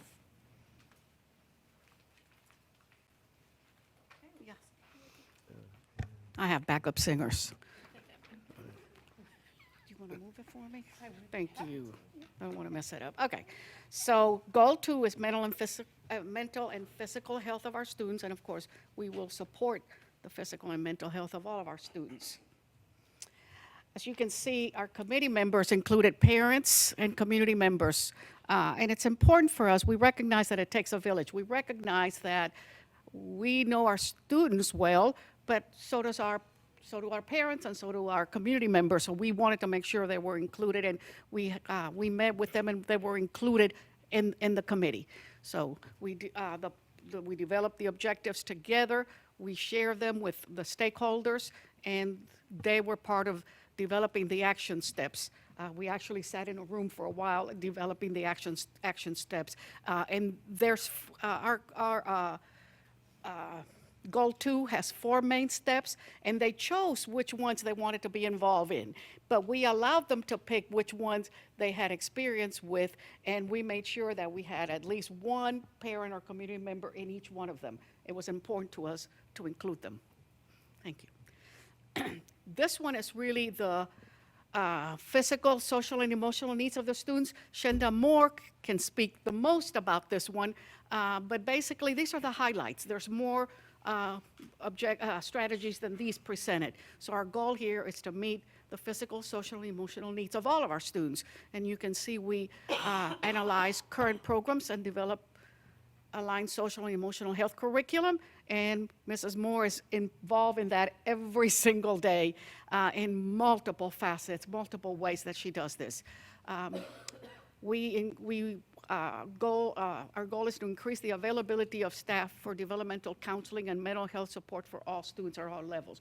We want our counselors and our mental health staff, whether they're internally or we contract with them, we want them to be with the students. We want them to be spending time with the students, not doing paperwork. Yes, there's always requirement for some paperwork, but we want the bulk of their work to be with the students.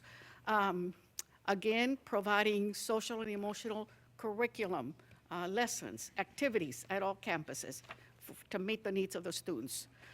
Integrate suicide awareness lessons, activities. And as you well know, we have lots of activities related to making our students aware, making our teachers aware how to recognize the need for our students' mental well-being.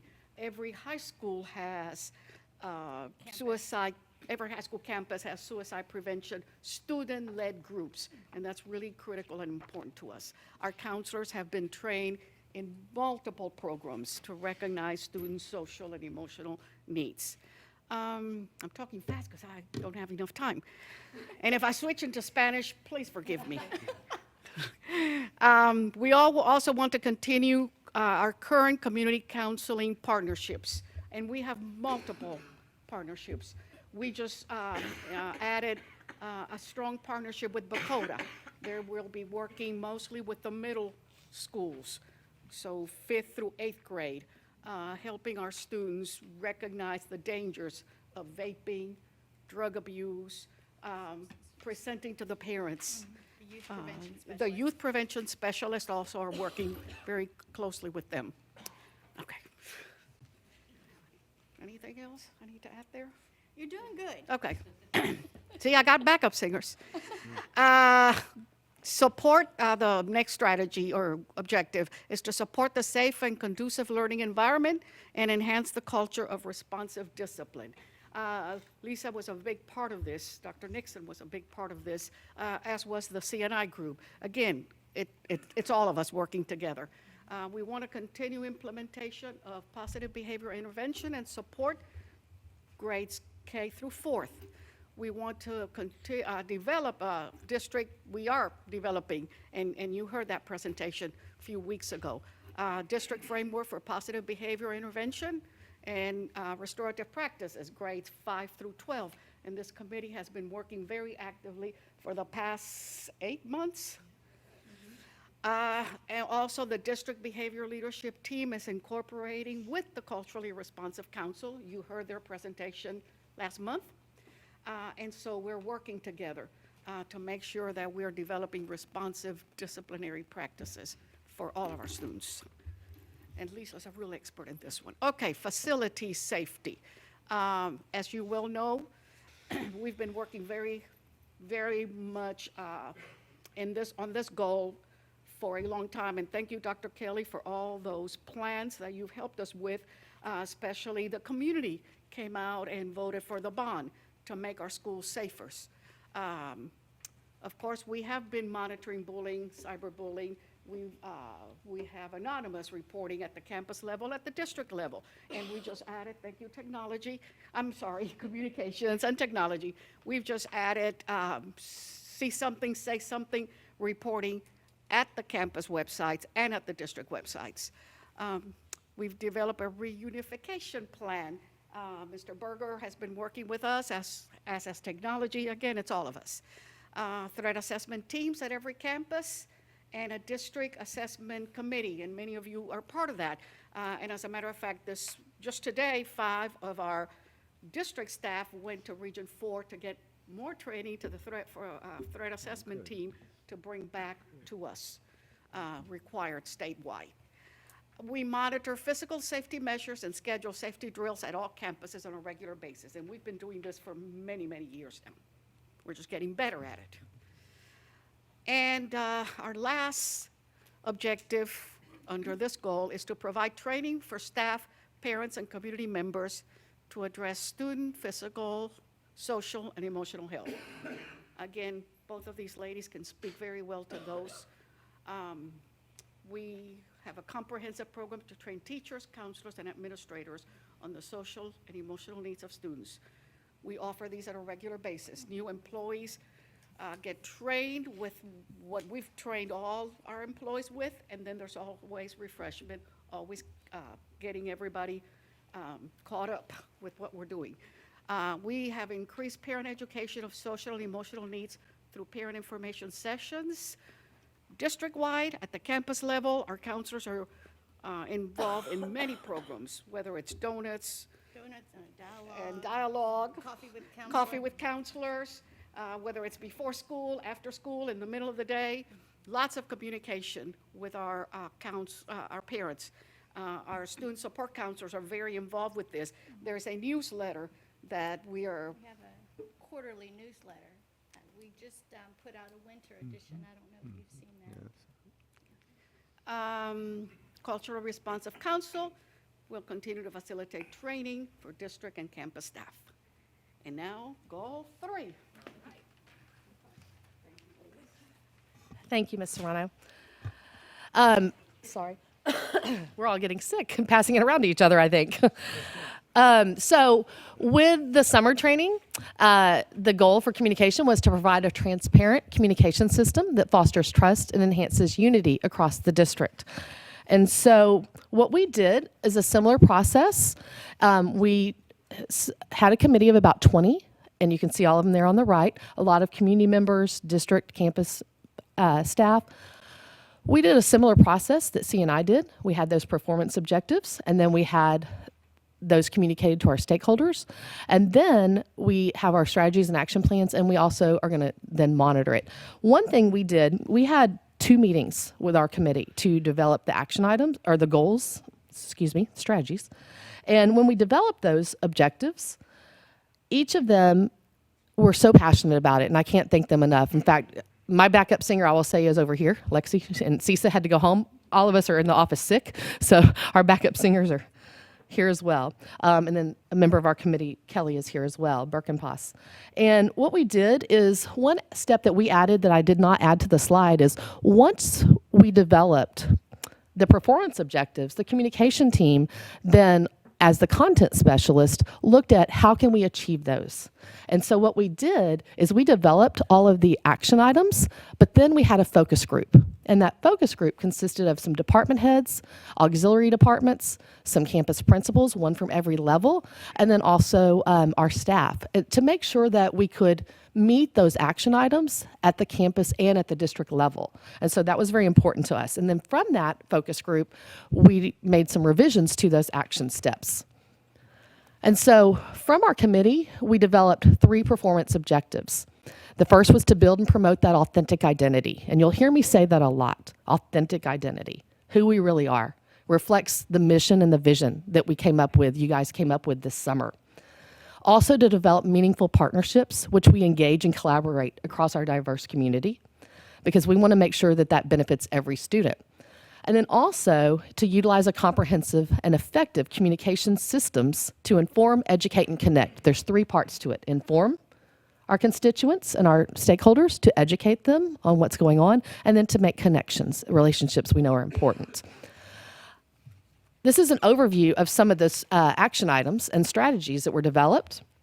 The first 2 bullet points up there come from the very first objective.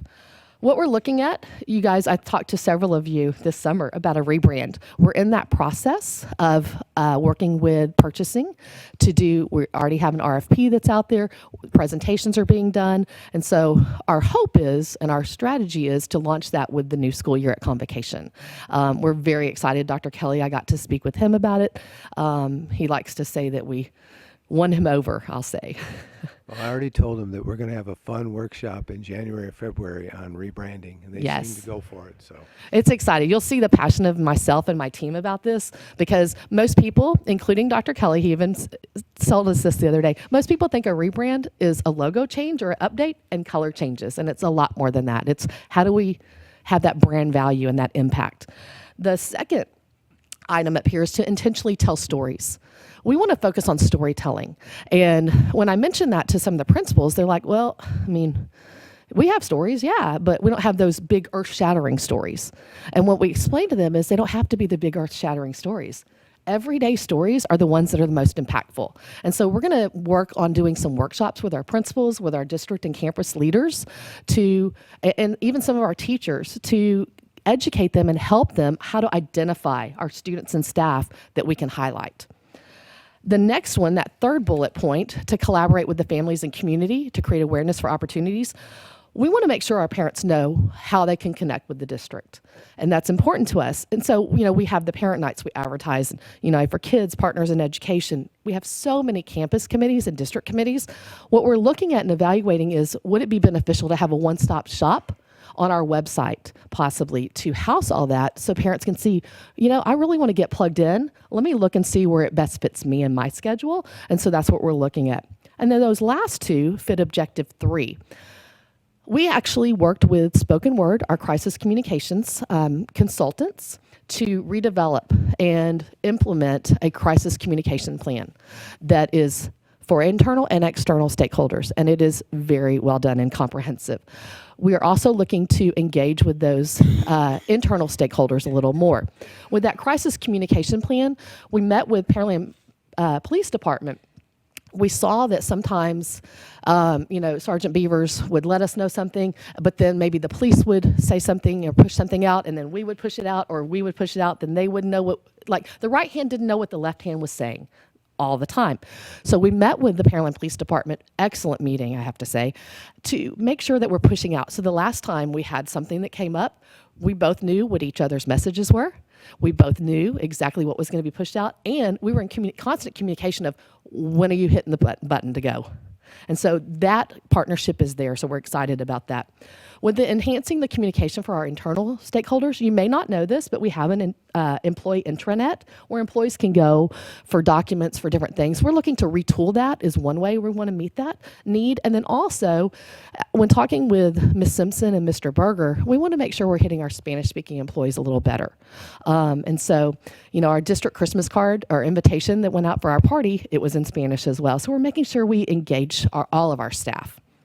And then I'm going to probably turn it over to, I would think, the most important, because all three of us who've already spoken can't do it without the next one, the finance. Treat me nice. Okay, the fourth goal is related to finance, and that is Pearland ISD will strategically maximize financial assets to provide resources to meet student needs in partnership with families and the greater community. So the process that we took, we tried to take several of our community members that I thought were going to be quite knowledgeable in the topic of finances.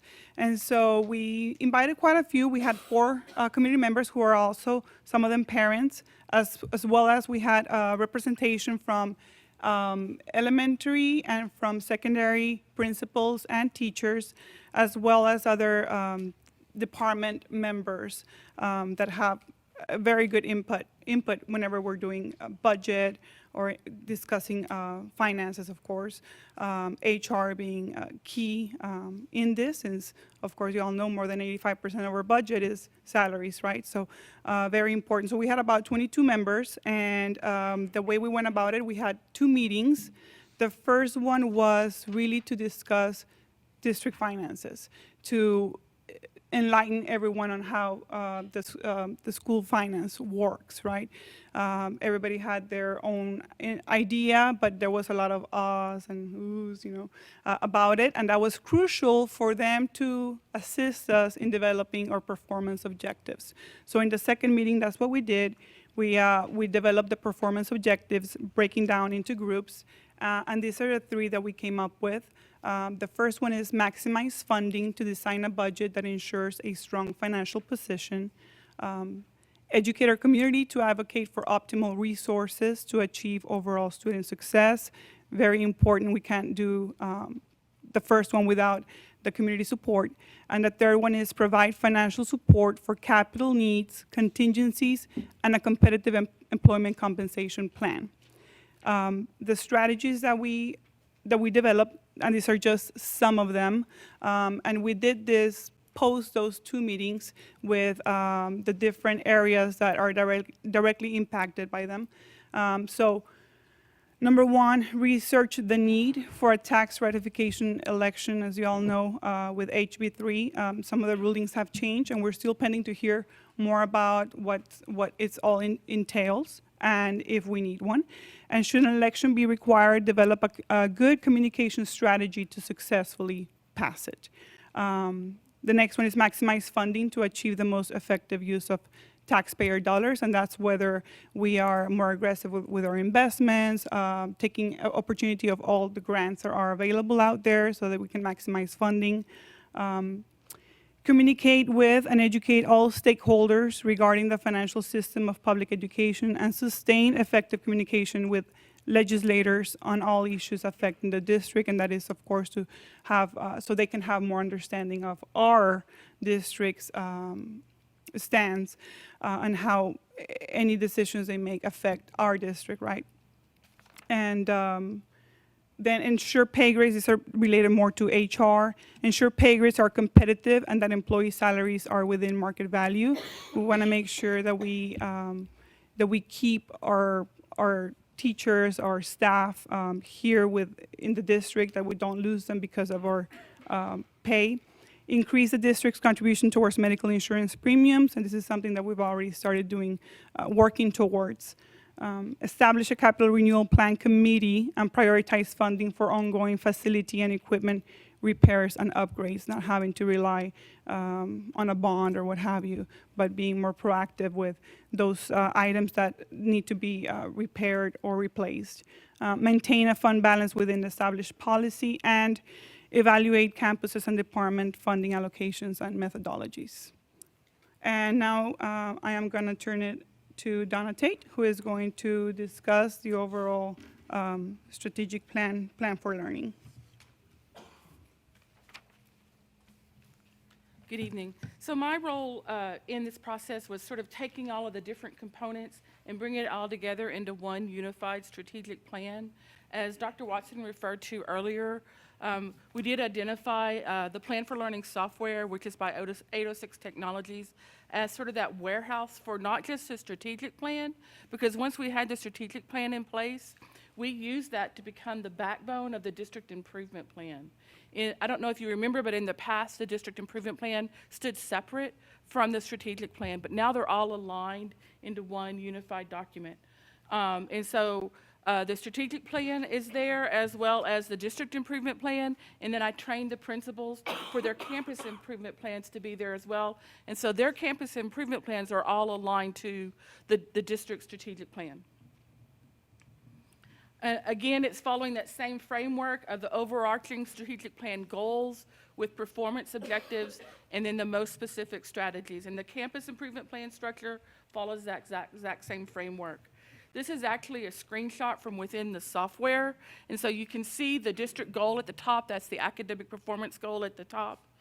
And then there's the performance objective. On our end, we can list there the data sources that we're going to be using to evaluate as we go through the year, or are we meeting that performance objective.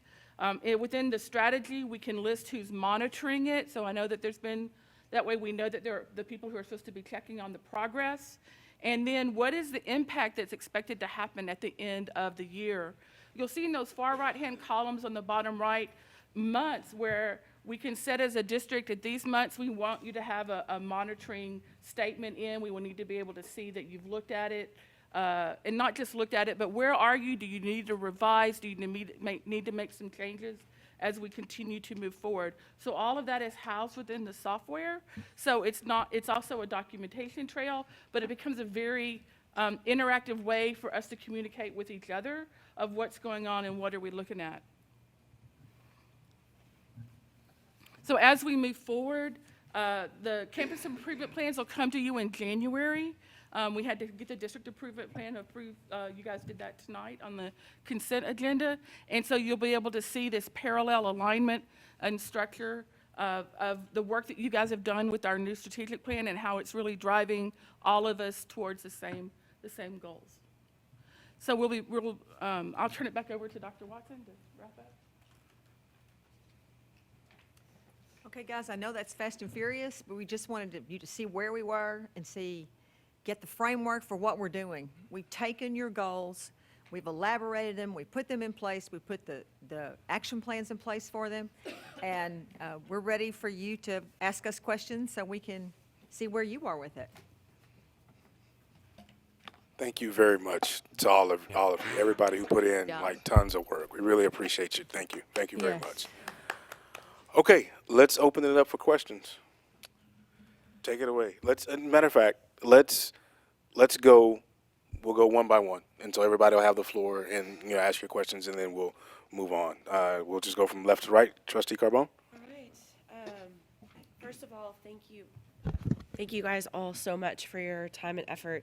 In some instances, I really wish I could have been a fly on the wall in these meetings, because I think in some regards, there was so much more discussion than probably what is reflected in these documents. Hours. And I really dig that kind of conversation, so I'm a little jealous that I didn't get to participate.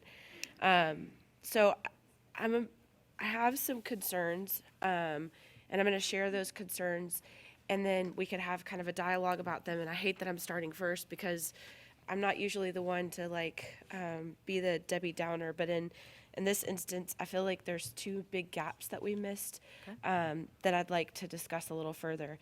So the strategic plan, when I walked away from that meeting and talking about developing these goals, it was really, I mean, I felt just so excited about the way that we were stretching ourselves and moving ourselves forward, and some of the discussion and the important topics and the important words that we brought up. And one of those was technology. We implemented the word technology within strategic goal 1 because it was the 5th goal to be included in the topic, but not something that we could only choose for. And so technology was embedded in this goal in an effort to force us to address those concerns. And one of those things, as I go on our campus luncheons and hear from teachers and really get their feedback, one of the things that they repeatedly say is that we have access to the technology better, and it's more, the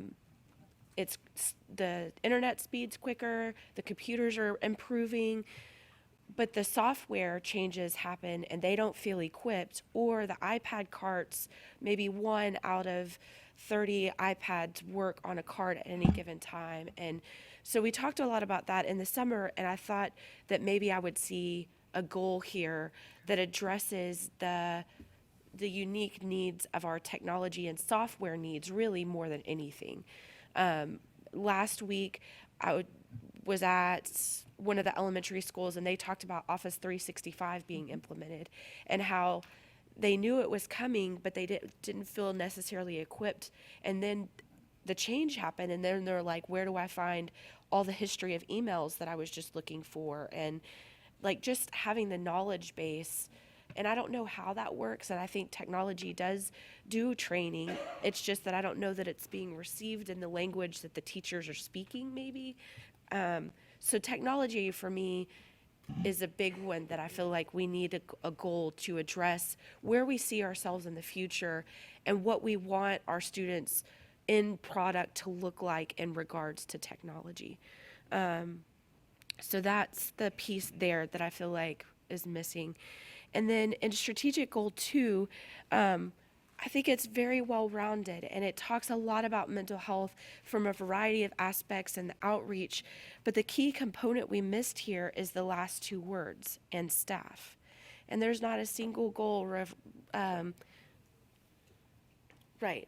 So the goal is written to where Pearland ISD will support the physical and mental health of students and staff.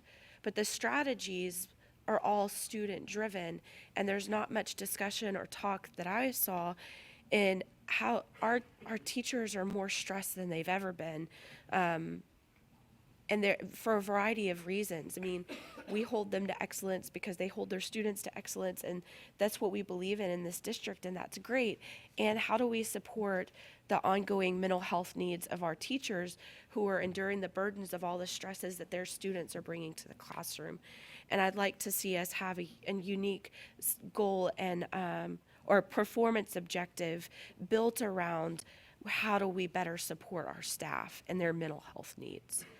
And again, that's one of those things that we had a lot of discussion about every single word when we created these goals, and we really spent emphasis on adding that staff piece to that. So it'd be really nice to have that performance objective affiliated with that. Similarly with communication, I love the work that we're doing there, and I love the idea of rebranding and all of those pieces. And I think that there's a piece, this is the place that I see it the most kind of move towards, but the fosters trust and enhances unity. I don't even know what that looks like. And so it's hard for me to give direction about what that strategy would look like, but the group felt very passionately about those words there, and so having some performance objective tied to community integration or that piece of unity and fostering trust would be helpful in my opinion. So that's the feedback I have. Okay, can I just, Yes, let me please. just respond briefly, I guess, Crystal. Yes, You know, we're always struggling with time. Yeah. And we're struggling on staff development days. How do we get out everything we have to share? How do we keep teachers abreast of the latest information we can provide? And so sometimes we do get caught up in the world of the immediate need. And the technology part, we always approach technology as it supports instruction. We don't support the technology part, it supports the instruction part. So sometimes we're linking those pieces together, and it's not always obvious to teachers. And some teachers do different things. I mean, elementary, they do a different kind of instruction, you know that, versus high school. So in January, we're having 2 days devoted specifically to technology that we haven't had days devoted to only that area. So we're having a day for elementary and middle and a day for junior high and high school because we actually have that extra day in there. So we're trying to address some of those, but it's difficult if you're not using Office 365 every day and you're an elementary teacher, it's overwhelming for you. I think the high school people use it a little more because it fits into the way they teach. the way they And so, communicate with in their all students. fairness, we hear both sides. Sure. And we are trying to address it, but it is a time factor and a way to embed it in what we're doing so that we're not taking the need for teachers in front of kids away from them somewhat. Sure. So we want to find the happy medium in both. Sure. But that is something we can go back and put in, and that's the beauty of the software and the planning and the evaluation throughout the year. As we go forward, we can identify some other areas. It's a work in progress. It's not going to be perfect. And like I said, if we hired a $100,000 consultant that came for one day, we'd still be in the same Sure, place. without a doubt. And I think that my point is not necessarily, I think we all have ambition in that Right, area without we a do. doubt. I think when we put it as a strategy or an objective under the goal, it makes us have a greater focus and helps us to shine Agree. the spotlight there. No doubt. So that we are held accountable over the next coming years of changing that dynamic. And do we want to be a district where we see kids holding more computers more often? If we want that, then we could build start talking about the finances to support that. And so all of those things, I think just having objective there will cause discussion that may not otherwise be attended to if the objective isn't written. Okay, good Guess point. is my thought. Well taken. It is something that we're constantly working on, and we need to go deeper, no doubt. That is an area where we need to grow. I'll agree with that. And what about the staff piece? Do you see any concerns in adding the objective about the? No, I attending think that, staff? Moody, we've talked about some of that a little bit. So, yeah, sure. He's addressed some of that. We've had some conversations. So let him talk a little bit about that more than me. Yeah. You get your 3 minutes. Moody. I've actually, I think I've had the same discussion with you guys in closed session before. So some of the things that you were talking about tonight, in terms of just the concerns that we have from a personnel point of view, incidents that take place in the district that are unrelated to kids, but are just related to personal stress in life. I've shared some of these concerns with Dr. Kelly. So we have, amongst the many things, the many wants that we have in the district from a personnel point of view, this is something that I've shared that possibly, if we can get to a point where we have personnel that is strategic for just our teacher base, our employee base. You know, we have so many people that can step in and take care of our students and student needs. We don't have that person. We use our counselors, we use our administrators, we use our principals. When these things happen, those are the people that go to those situations and support as much as they can, but we don't have that one personnel, or maybe two, depending on what we can do down the road with in terms of personnel, additional personnel. We don't have that person. Right. And so it is something we've talked about. We've discussed it in cabinet. I think, I've discussed it with Dr. Kelly, so it is on our radar. Well, and let me be clear that it's not just about, for me, it's not just about what's happening kind of to the teachers in their personal life or what their personal needs are as much, although that's important. The thing that I'm most concerned about is we're seeing more and more children with traumatic things coming to the classroom. A whole various amount of needs, whether socioeconomic or family situation. And when those kids bring those things to the classroom, that teacher is dealing with the fallout of that. And when the teacher is dealing with the fallout of that for one kid or 5 kids in their classroom and being asked to teach at the same time, and be held to a standard that keeps our districts moving forward academically, It's worth really good discussion to get together and have some solid discussion on it. Unfortunately, I can't sit here and say that we have an answer to that. I would absolutely agree with you that I think all of our principals would sit here and say they agree with you that, we keep, this is who we are as a district. We keep raising the bar on the expectation level, right? And they get who they get that's coming in and the concerns they have from home that they're bringing into the classroom, and our teachers are doing the very best they can. Without a I doubt. do see that is a huge stress. It's just that idea of if we expect them to care for others, we really need to care for them. Agree. And so, like the technology piece, I feel like if we don't have an objective there, then we won't, it may fall by the sidelines. And if we put the objective there, then we're forced to kind of be held accountable for what are we doing in that area. Yeah.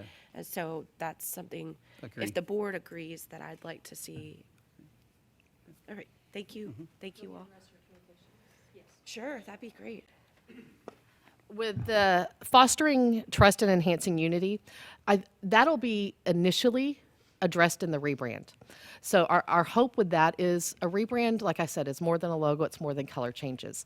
It is doing a deep dive into who we are and not changing who we are at all, because we're making tweaks with our strategic plan and driving off that strategic plan, but uncovering the nuggets that we may not be communicating well. So that'll start with the strategic plan by having surveys and have a lot of research goes into the front end of developing a rebrand. And so that'll start to address that. Okay, thank you, Kim. Okay. Thank you. Thank you. Mr. Dorfy. I'm I not don't sure have I'm any the questions. one, but go ahead and ask. No, that's fine. I don't have any questions. I just want to say thank you for all the hard work y'all did.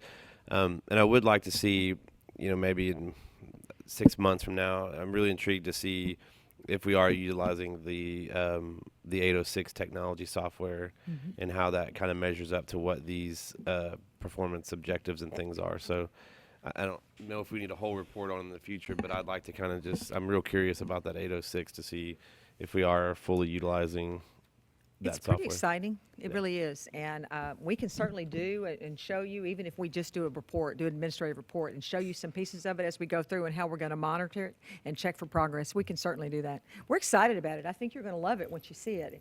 And once we get it going, we had 4 principals who volunteered to do their CAP plan in it. And it's a whole different format for them and a whole different way of doing things, but it was great.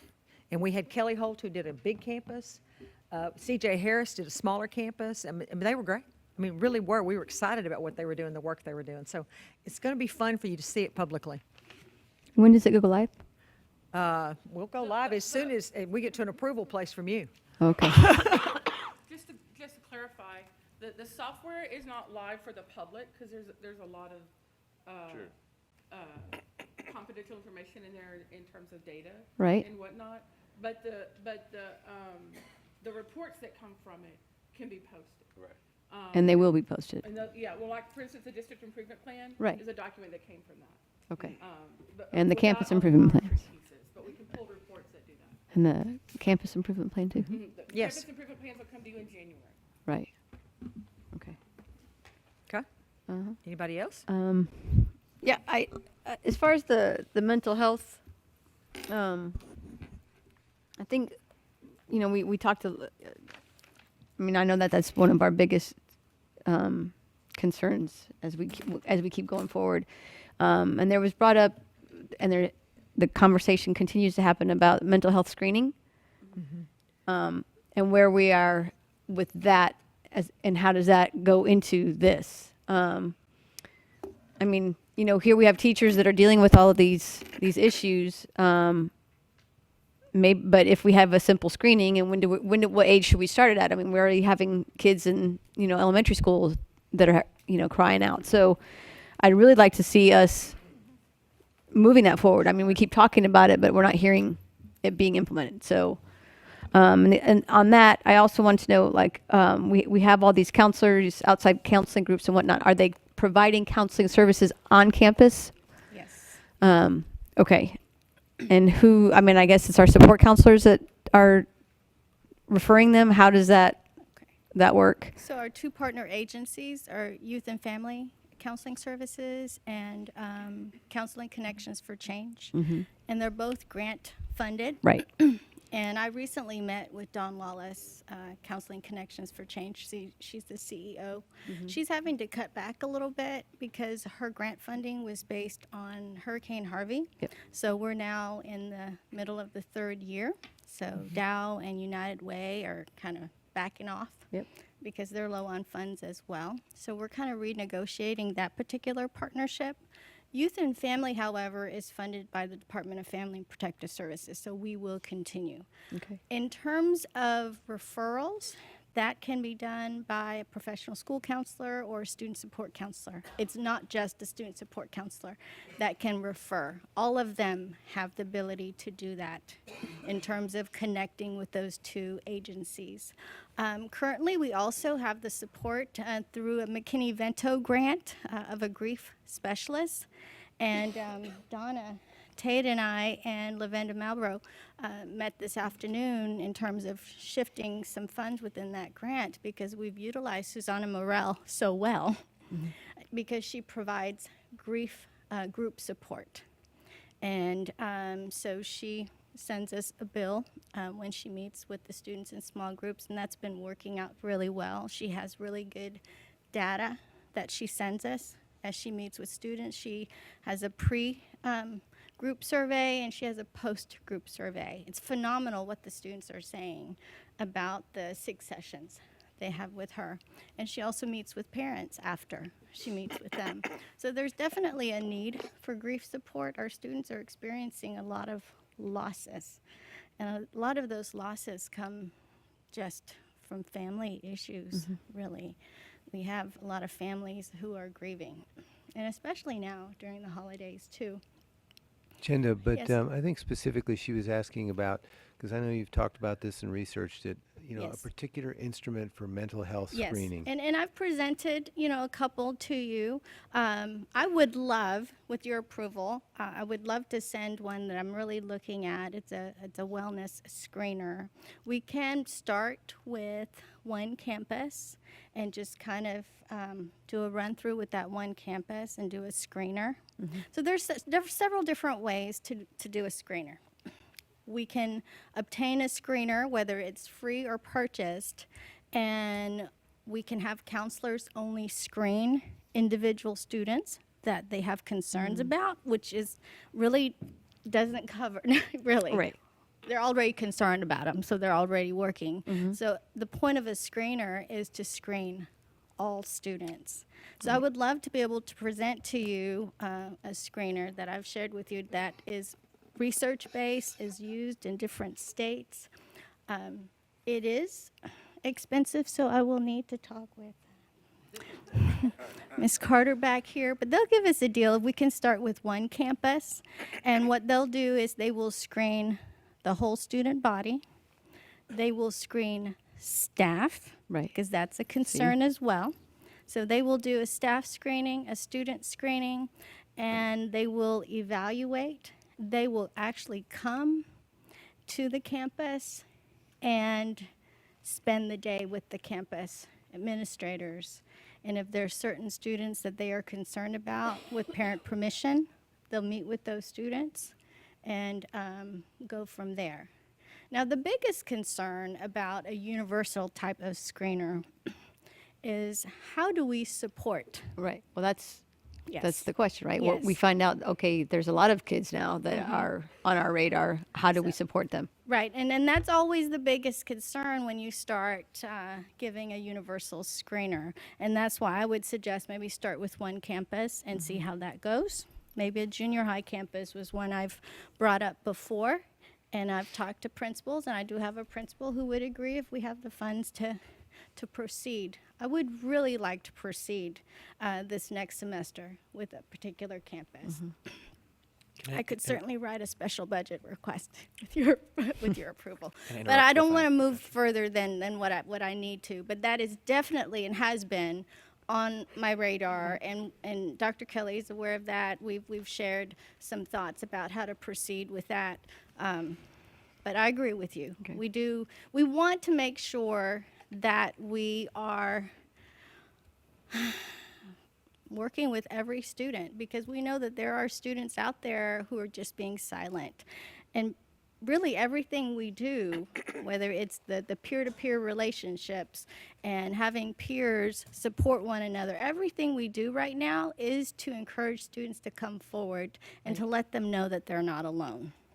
So the universal type of screener will bring forward students we may not know about just yet or have not said anything just yet.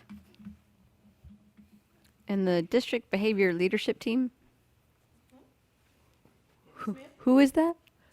When we presented on the restorative practices, Thank you, Dr. Nixon. PBIS. Right. That's just the refreshed team me. that developed that. So Bonnie and I right now are kind of leading the charge. We're working with administrators from each of our campuses or most of our campuses, 5 through 12, with the principals. We also have some district staff. So we have, for example, our special ed, high school, junior high. We've got our behavior specialist, so that we've got Chenda Moore that's part of our committee, Ms. Serrano, Ms. Weimer. So that's kind of the team that's put together the action plan that you saw part of when we presented that. So we've met since then to kind of add more detail to that. So we'll be continuing to plan for a rollout in August.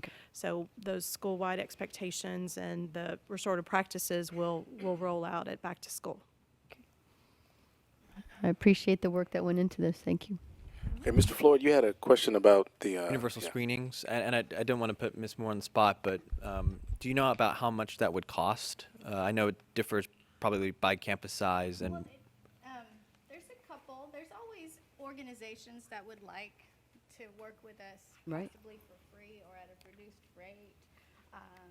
For a universal screener that I'm thinking about that's out of Missouri, it's by student group based. I'm so sorry. It's okay. It's so, for 8, I don't have my quotes here with Sure. me, but it could be, $5,000 to $10,000 for, like a small campus. Okay. So it's reasonable. It's just that we just need to make sure that that's what we want to do. We can Yeah, help and- her look at how to develop a pilot for one. Right.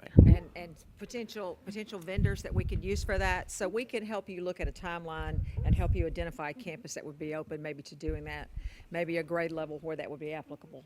And I think the conversation needs to be, once we find them, Adding that in this plan Right. so that we can. Okay, so Right. we can help you kind of manipulate, we can help you work on how a pilot would work for that. Okay, we can do that on our end, and C and I can help you do that. Okay, there are several things that as we go through, there are things that I think the board is saying they want to see added, right? And is where you're standing now, is that something that you want to see added prior to final approval?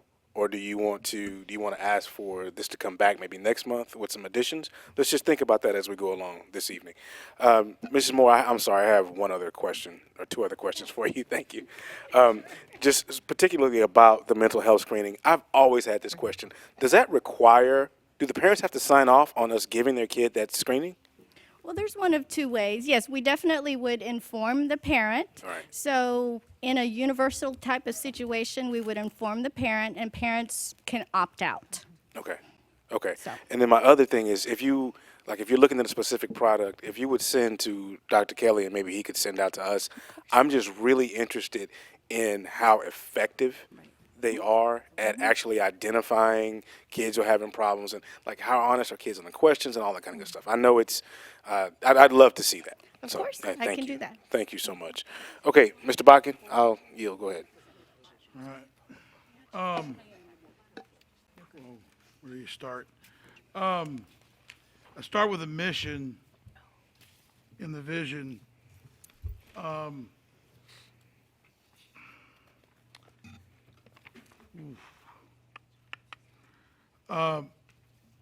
When I continually read that over and over and over and over and over again, it's kind of like your guide to how you're going to raise your kids and your family and so on and so forth, right? It says Pearland ISD prepares all learners to achieve their highest potential. Okay. Okay. How does it? Okay. I'm gonna get to it in a second. Okay. Pearland ISD will empower, inspire, and develop courageous, confident individuals who excel in the global society. Okay. Self-esteem, self-awareness, interpersonal skills are all part of this process. And how do you build a courageous kid? I'm not saying I love our vision. I'm just looking at the action plans and things we're putting in place to get to that point. So, you know, I continually go back to a story I was told in 2002 when I was working at Pasadena ISD. And the guy came to us and on stage, and he brings up a cell phone and a flip phone and a Palm Pilot. Asked the audience to give us all that stuff, put it on stage, and took out his back pocket and said, "Here's some duct tape." Wraps it all together with a pager in there. 3 things. So this is going to be the smartphone, and it's going to be here shortly. And what are y'all going to do about it? And so I constantly think about that story. And educators are the world's, not the world's worst, but I can name a few others, but we're very trying to fix things now and not looking for what's down the road. So my first thing on this whole process is I would love to see somewhere in here innovative programs. Where do we go next? How do you build global learners if we don't know where we're going to be? I mean, if you're not studying what's fixing to happen 10 to 15 years or 20 years from now, this is very difficult to do. So I think inside of our action plan or somewhere inside of the strategic plan, we got to take the next level and keep looking at what's the best way for our kids to learn. Because desks in a row, industrial style learning is not the best right now, right? So you see agile learning, you see that model coming very popular with the groups of people that learn. So I'd like to see something in there about that. And I'm just spitballing things because my monitor went off and I didn't get to, it may be in here somewhere, but I'm just pointing out some stuff. So social media, just to give you some facts, social media has been around about 10 years. Snapchat's been around 7 years. Twitter's been around about 13, but only been on the phone since about 9 years. So those things we have to address with our kids, and how to deal with that stuff. Be a good digital citizen at a young age, because it's not going away. It's getting, progressively worse. So I also look at the best education system for our community. Here, Donna. What that looks like. I've talked to Dr. Kelly a couple of times about, and it's a nasty word. I like modified block scheduling for the high schools, because I think that fits right into House Bill 5. But I want to see what that looks like, if that fits in a strategic plan, finances wise. I keep going back to that. I know we have it at Turner High School. It's very successful over there. I have so many, let me back up. God dang it. I'm so excited to see this. Number one. I'm just extremely excited. So my passion comes to I want to, because I'm a fast mover. I like things to move fast, right? And so I just got to slow down a little bit, but I greatly appreciate all the work that everybody's done, and yes, we're moving in the right direction, and I got to say that first. I'm very, very excited, and I'm very passionate about it. I did see anywhere it says support teachers. And Crystal talked about it, but not teachers. Staff, employees. If we're going to be a village and we're going to raise kids, then let's be a village and let's be a team. Let's all be in it together. Let's keep that in mind too. I know I've said a lot. I'm very excited about it.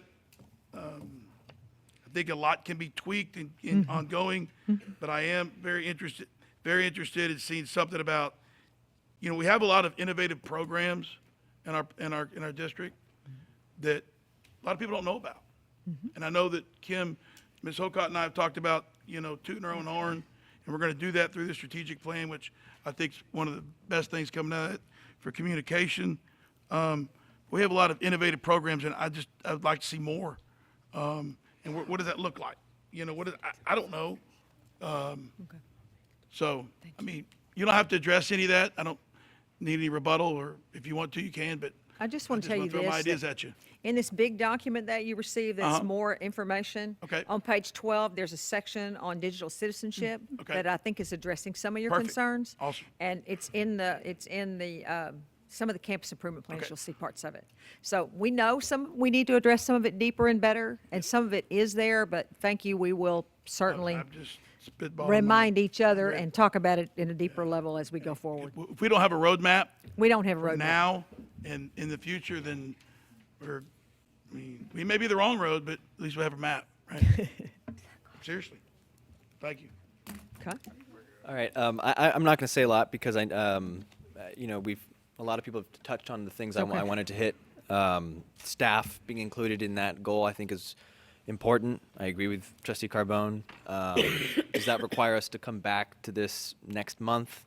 I don't know. Or would it require an amendment tonight? I don't know what that looks like, but definitely that. I think on the whole, everyone has done a stellar job of incorporating what we did in the summer into this document. I look at it and I'm also excited. There's a lot of good stuff in here. There was one thing I wanted to mention regarding communications, because I know that Kim pitched the idea early about the rollout of the rebranding. We weren't sure if that was going to happen, and that it is happening. I'm really excited about it. I don't know what it looks like. I don't know if anyone does know that right now. Okay, but Where we are is we're still in the RFP process. Right. We had presentations this week from a couple of the potential vendors. So our hope is to bring that to you. Hopefully, we'll do a workshop with you in January, is what I talked with Dr. Kelly about.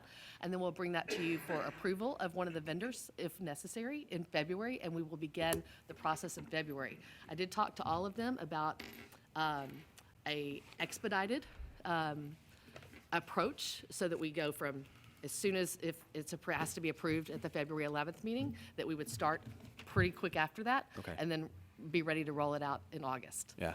And that's really exciting because I don't know when the last time a rebranding was done. I think That's 19 interesting you say that. I was talking to Mr. Moody. He's been here 20 years. Yeah. Never. Right. I mean, Right. and for those who've been here longer, I don't know, that it's ever been done. Okay. So it's pretty exciting. And so we hope to share with you some really good information at a January workshop about it. Right. And I'm really excited about that. And I'm glad that this whole report was done in-house instead of going out and buying, because I think that we have just the greatest talent here in our upper departments. And so I want to thank you. Thank you, Michael. Mr. Berry? You guys, I think, did a fantastic job. This is a wonderful first step in this process. I know it's going to consistently be a work in progress, and this is I'm looking at the presentation here and this one-page recap. I mean, this is a huge undertaking.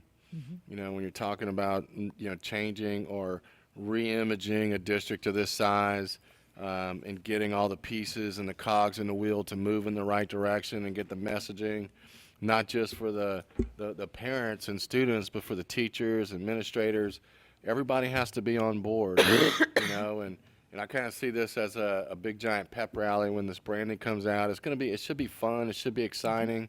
And I know that Kim and that group will do a great job. A few things that we talked a little bit about technology, and I totally agree with Crystal. If we don't have a plan for our technology, it's great that we have the coolest, latest, and greatest software, but if it's not practical and usable in the classroom or wherever it's intended to be used, it's really just a waste. And regardless of whether or not you have a large organization or a small organization, time to training is important. It is. Not necessarily expert use or, because, hey, I can use Excel, but I am by no stretch of the imagination an expert, okay? and I've used it for as long as it's been out. That kind of stuff, you know, even Word. I mean, we all type in it, right? Same thing. But the features and power, you know, the power of those software tools that we use in everyday business, and all of us use those tools. You know, if you wanted to become an expert, it takes years and years to be good at it. Okay, so just those things are important to keep our kids and our teachers on the right track. You know, focus on the highlights, what's practical and usable. The mental health, and we start talking about screeners. I think it's great. I like the idea.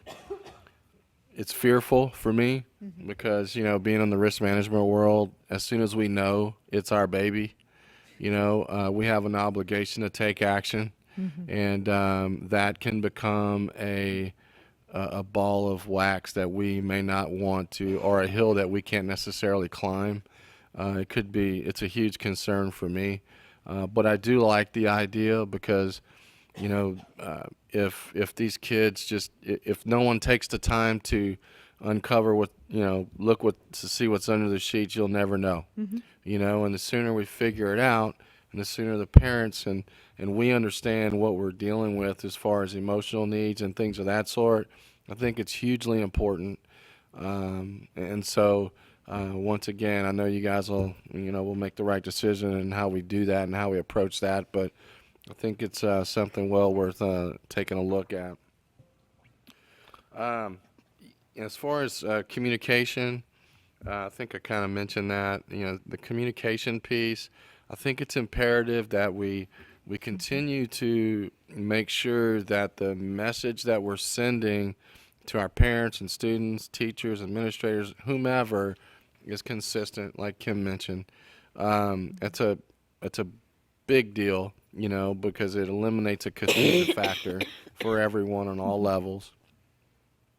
But also, too, when we start talking about the stories and things of that sort that Kim mentioned, I think we need to do that on a regular basis. You know, I think that the parents just don't really understand what it is we do on a day-to-day basis. And unfortunately, you know, we don't like to brag. You know, I'm not one of those guys that wants to go around and say, hey, look at what I did, you know. But I think we're in a time that we need to start doing that. And it's not necessarily to brag, to pat ourselves on the back, but let's just brag to or put it out there, the things that we're doing. It doesn't have to be a oorah session, but it has to be like, hey, you know, some important fun facts for everybody to know, or this plan. I think this would be a great press release or something along those lines. You know, Pearland ISD is undertaking a new strategic plan, whatever, and list out the 4 items or whatnot. I think it's great information for the public to know that we take everything on this plan seriously. And then, of course, finance. I'm not going to belabor that issue, but I really would like to see the capital improvement plan that you guys worked so hard on earlier this year. I would like to see it as part of a growing document or opportunity within this software program. So at any given time in our monthly meetings, y'all could give us a report on what our progress is towards our capital improvement plan, what funds we have set aside for that capital improvement plan. Hopefully it's more than 0. But it may not be a lot, but I mean, at least we have progress towards. So that's really all I have. Thanks for all your hard work. I appreciate it. I wanted to mention one more thing before you jump in. Murphy mentioned an administrative report on the Yeah. status of this. I also We want to do that. We want to show Okay, you where good. we are. All right, thank you. Later in the year, after we've had a semester of playing with it and working through the campuses with it and linking everything together, we want to come back and show you. I think, like I said, I think you're going to be excited about it. It's a good track for us to go in. Yes, I'd like to make some comments, both as receptive to what the board has said and also just in some ways maybe some clarification or some urging. I think the way that we've designed this is to allow it to be a living, breathing document that we can add to. So there are several good things tonight that I didn't really think of that y'all did. So that helps me. For example, I think one of the things that occurred to me, and I think several of you said it, is maybe there's not enough emphasis on the staff side of things. In other words, taking care of our people as much as, as Lance pointed out, our beliefs, we begin with, we believe students come first, and he's pointing out, what about embedding some of the ideas about staff or what makes students come first and so on. So I think we can add in some of those ideas. Nyla made a very crucial point about this technology question, Crystal. If we were to have our technology people here, this is what they would say. We are offering workshops out the gazoo. And the problem is that we are competing for a very limited amount of the teacher's time. And if you do it during the summer, then can they come? If you do it on the staff development days, well, there's about 15 mandates that you have to have for staff training. And then there's, so there is a difficulty there with technology. It's an ongoing thing. I have a group called the Innovators Group. We talk about this pretty regularly and try to bring technology from best ideas out into general practice. Not an easy thing. I had already intended to do semi-annual updates to the board. They may just be written updates unless the board wants to elevate that. But there are some things that are missing, and partly the reason they're missing is that I was in Africa near the end of this cycle of putting this whole thing together. And that is that we still have work to do on, and I think Charles pointed this out in an email to me, about timelines, just putting in, what are we going to accomplish the first year, second year, third year, fourth year. We're not quite there yet. And more specificity on formative and summative evaluations. The system is set up to do that, but it's not just specifically prescribed. Now, in some areas it is. If you remember Mr. Palumbo's report on the CAP program last year, you can't get more specific than the campus objectives for all kinds of test-related things. But there are other areas where we've got to have some specificity. I want to say, this is a minor point because I'm sort of out of my league on this, but the hesitancy we've had, Rebecca, on the mental screening thing is that there is no magic bullet.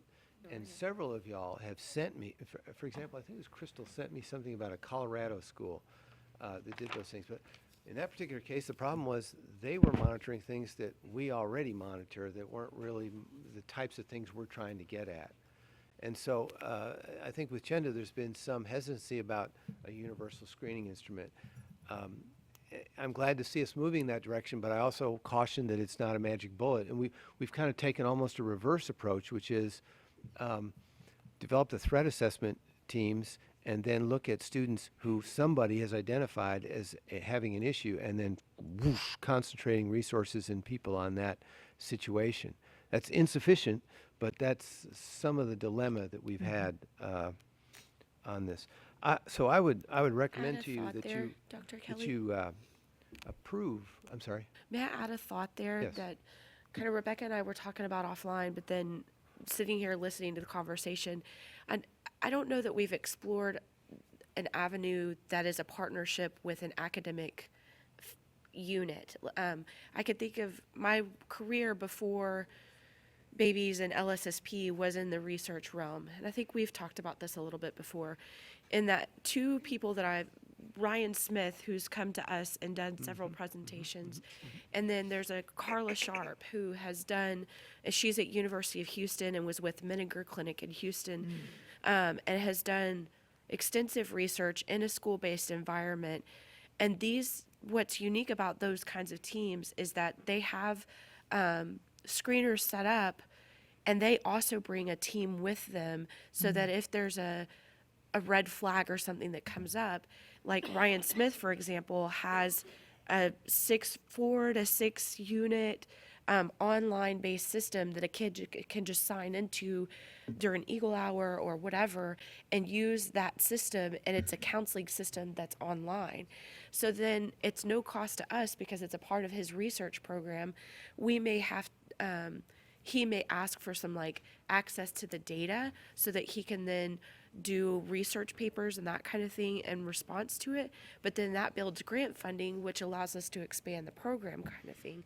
So there's so many opportunities at our disposal that would be low cost to us and that would be much more expansive and be able to service the students is the main point. Right. I mean, I know that we're screening them, but I want to be able to provide the service that, Absolutely. you know, because once we know, like Jeff said, It's okay. like Pandora's box. We don't know what we're Now what do we opening. do? We're Right. charged with No, I working get on it. it if we know. So my Absolutely. final comment to y'all is, I think you can have faith in us that if you approve the document tonight, it is not at all finished, and that virtually everything, I took notes, pretty extensive notes on everything that was said tonight. I didn't see anything that was particularly difficult to not put in there, and not, in fact, the only thing that I thought was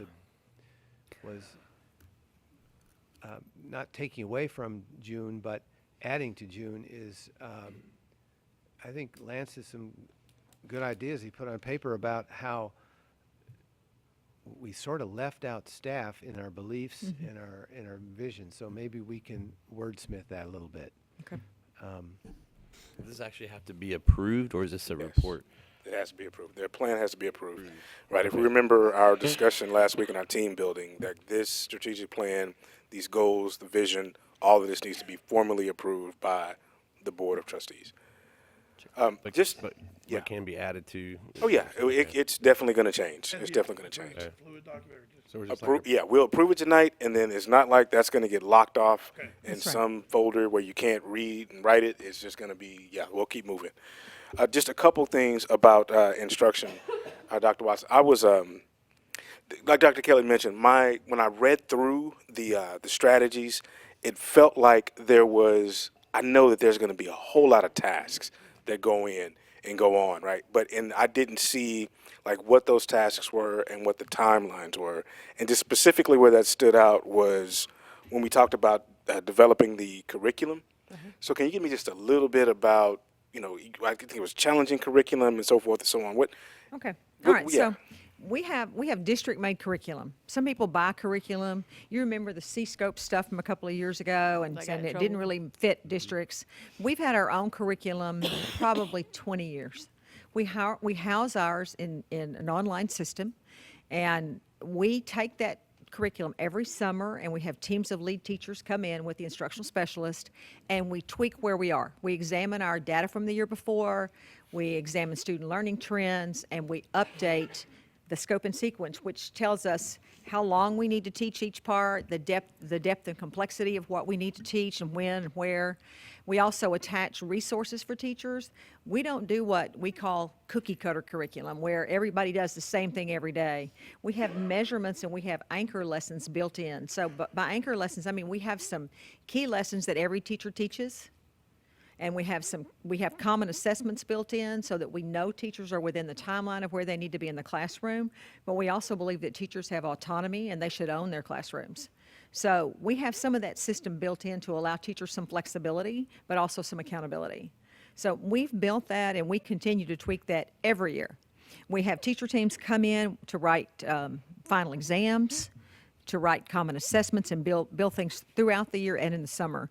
We pay for that out of federal money, mostly out of our staff, some of our other our pots of money that we have, but we have extensive teams of people in the month of June, you'll see here. We also do some pullouts during the year where we get subs and have people come in and do some work.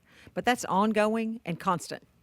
And when we say curriculum, do we mean every single thing that we teach, or is it math, science? Or Math, science, English, social studies, we have some in CTE that's pretty prescribed. Okay. Because they have state standards and federal standards they have to meet for funding.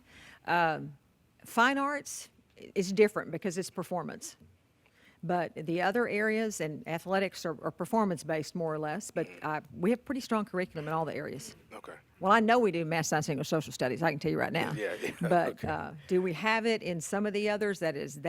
We have scope and sequence, we have some things, but not to the depth. But I don't have instructional specialists in my office for those. We don't have those kind of people coaching those contents. The areas where we have them, I can testify how good the curriculum is, all day long. Because that's why we have student scores we have, and student Okay. performance levels. If we didn't have that foundation, we would not have that. Okay. And so that's embedded into what you do every year. Every day, all day long. Every day, all day long. That's what our you teachers do common planning. Our specialists go over. They do planning lessons weekly with teachers. They make lesson plans. Teachers review. This is what I'm teaching this week. This is what I have. This is what I have. and they sit at tables and discuss it. They come up with deeper ways to do it. They share. We have a system in place for that as well. Okay, and so my metrics, just as if we're monitoring progress, all of us we're monitoring progress as we're going along. Specifically on the academics, is our metrics going to be centered around the campus performance objectives and how well the students grow every year, or are there going to be other things that are going to come out of the report that we need to be more concerned about? Well, okay, STAR is always a dirty word. You know, Right. it's always a dirty word when you talk about state testing. Yeah. However, you have to remember that a state test is testing state curriculum, no matter where you go. And every student in Texas is measured on that same curriculum. So we're performing at that high level. So Right. we know we're doing things right. Right. I mean, we don't have it all right. Every kid's not at that level, but we're looking for that growth. And right now, we have a solid system where the state of Texas measures student growth from year to year. For the first time ever, we have that student growth measure in there in reading and math that we've never had before. And it's very concrete. So we are making adjustments. The CAP plan makes them. The intervention plans of the campus make them. You'll see campuses that start intervention in September. And they're addressing kids that are falling short early on. Okay, so that will be one of our metrics. Yes, And- and we're and doing as that we- all the time anyway, Charles. Okay, Maybe we're not yeah. articulating it well, but we're doing it all the time. And so one of the things I noticed that we do benchmarks as we go along, and so all that information is coming to Right. you, right? Now that might be a little bit too much data because we do benchmarks, Okay. during they come in a regular interval, right? But what is a good time frame for us? You said semi-annual is what you're looking at, Oh, or you mean is for that you to look at the strategic plan? well, no, to gauge our performance on Really, it's an annual thing, Charles. I really don't see it in terms of But in terms of semi-annual academics, report. okay. Yeah, academics. Now, that's where I thought you were going with academics. Because, for example, we all expect different growth curves according to what kind of campus demographics are there. And so, for example, when we compare in December, Nala just sent me a huge amount of that stuff today, or I received it today. I'm looking at it, but I'm realizing that districts that have campuses that have more challenging demographics are not going to show the growth during the first Correct. 5 months that the others are, and it's a longer curve. They'll get to the finish line, but it's going to take them longer to get there. So, my point being is I've just learned over time to just pay attention on student achievement growth at the end of the year. That's you correct. know. These guys, in the meantime, are monitoring and coming to me and saying, this school looks like it's not making enough progress and stuff, but that's not really board level usefulness. But we know that it's good for us to know that that's what the process is, right? And it's throughout the year you're seeing that you're making adjustments, and We're doing common assessments, which means that we're giving many tests, many assessments. Teachers are giving samples, like they may give 10 questions that everybody is giving. Like in high school, we call them common 10. So if a teacher's giving a biology test, she'll have 10 questions that she made and 10 questions that every kid in the district's getting. So we can look and see how those 10 questions are being answered by students. We can identify areas of weakness, but those are content critical. So we will have those throughout the grading period. The final exam for the grading period is a culmination of all those throughout the year.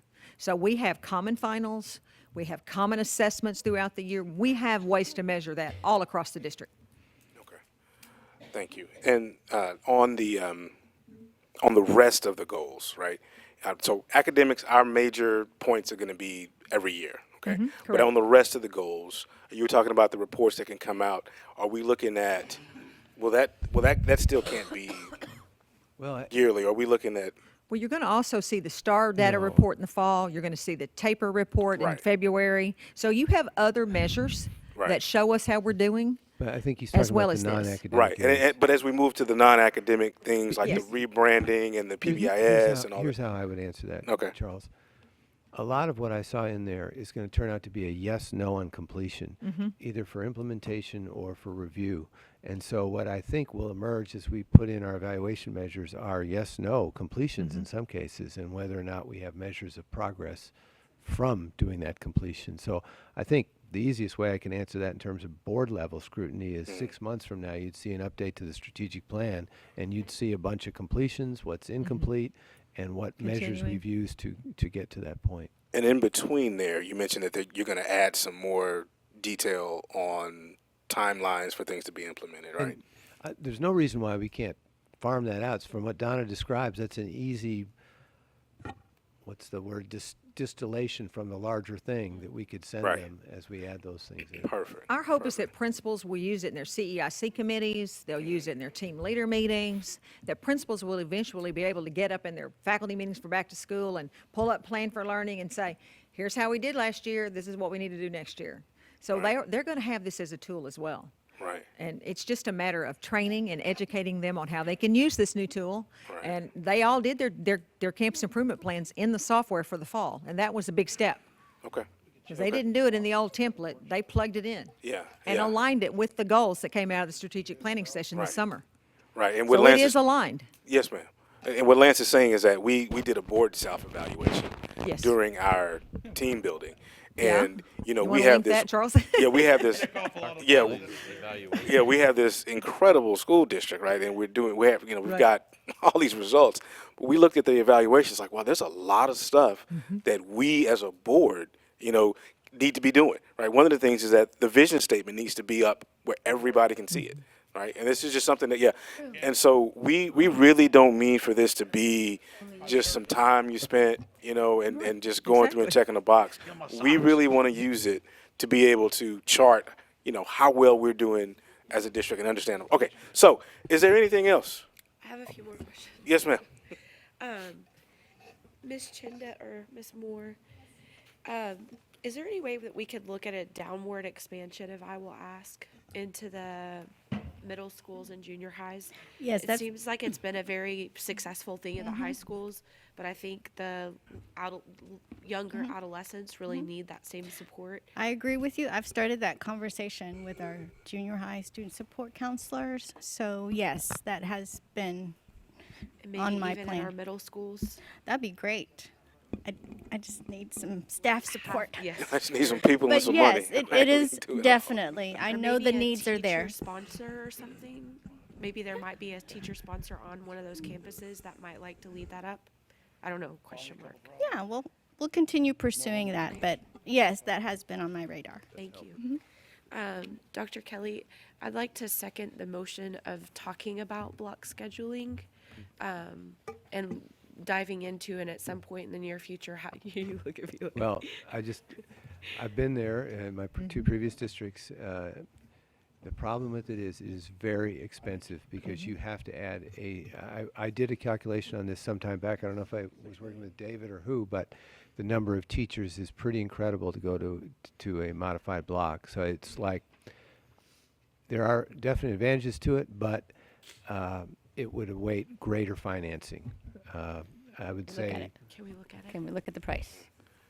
It's very expensive. I had somebody look at it about 6 months ago. Yeah, you'll get sticker shock when you see it. It's very big. Well, let us have sticker shock. At Turner, we also have ACC teaching a lot of classes, so it's easier to do at Turner because we follow Yeah. the college schedule, and we have Right. college teachers that come in, and the Right. kids are paying tuition to those teachers, so we aren't covering the payroll for that.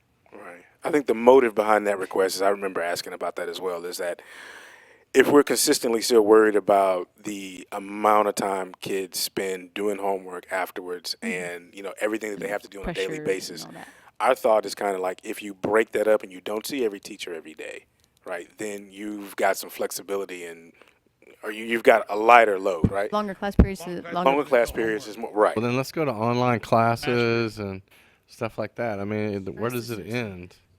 You know, I mean, why do we even have classes? Why don't we just let kids easily go through the whole entire K through 12 or through their bachelor's degree at their own pace, right? That way our teachers can actually look at and spend more time with the kids that need more assistance, whereas the other kids that are just going to blow through a class, Algebra 1, for example, they're going to get that done in 3 months, 6 months, one semester, the test out of the next one, and move on. For a I mean, public what's the school? point, My block is. Yeah, that I mean, we got. some classes are well served by that, others are not. For example, kids who need help in math, they need to meet every day has been our experience over the years prior to coming here. And then other classes like AP classes that are science labs, boy, they love the 90-minute class size in order to do labs. So it's pluses and minuses. But what I promise to do for you is I will give you a figure on how much it would cost to go to our 2 remaining high schools to modified block. And I can tell you, we did it at PHS back in the day, we did it. That's what I was. And it was wonderful for people who had lab classes and other things, but it was tedious for people who had a 90-minute English class or a 90-minute Miss social Rainey. studies class, because some teachers were teaching. 1 day and 2. Right, and so the kids struggle with 90 minutes. You know, the attention span is hard for a 14-year-old. All the results we Well, saw thank at you. Turner. Thank you. President. Just 1 second, sir. What I'll just sum up in saying that the things I've heard multiple times were adding a performance objective about technology and how we implement that, and underneath the strategic goal 2, adding adding something about staff health, and then going into our goals and whatnot and figuring out how we include our staff's well-being in there. So those are the things that I heard multiple times. And the mental health screening. Right, the mental health screenings I think is something that we're interested in doing. I don't know if it goes into the plan or not, but that's something that the board was clearly interested in doing. And then Dr. Kelly's going to tell us how much she's going to give us sticker shock on modified block. And those are action items primarily, Right. except the one for technology, I think, is what I heard you say. But we will explore that. I'll get with Dr. Yes. Kelly and we'll explore what we think we heard you say and come back. Thank you so much. Can I ask, I still had 2 more questions. Oh, sorry, I didn't realize I'm sorry. My apologies, and then we'll be done. Yeah. The student-teacher ratio that, I've been harping on forever, I don't know if there's even any room for that. But if there is, I'd like to set a goal of a number that because the increases to some classes, it just, with the teacher stress, and I feel like that's where I'm coming at it from, the teacher stress piece. So I don't know what the question is there, except that can we set a goal for what we want that number to be? We have in the past done that in the years I've been here.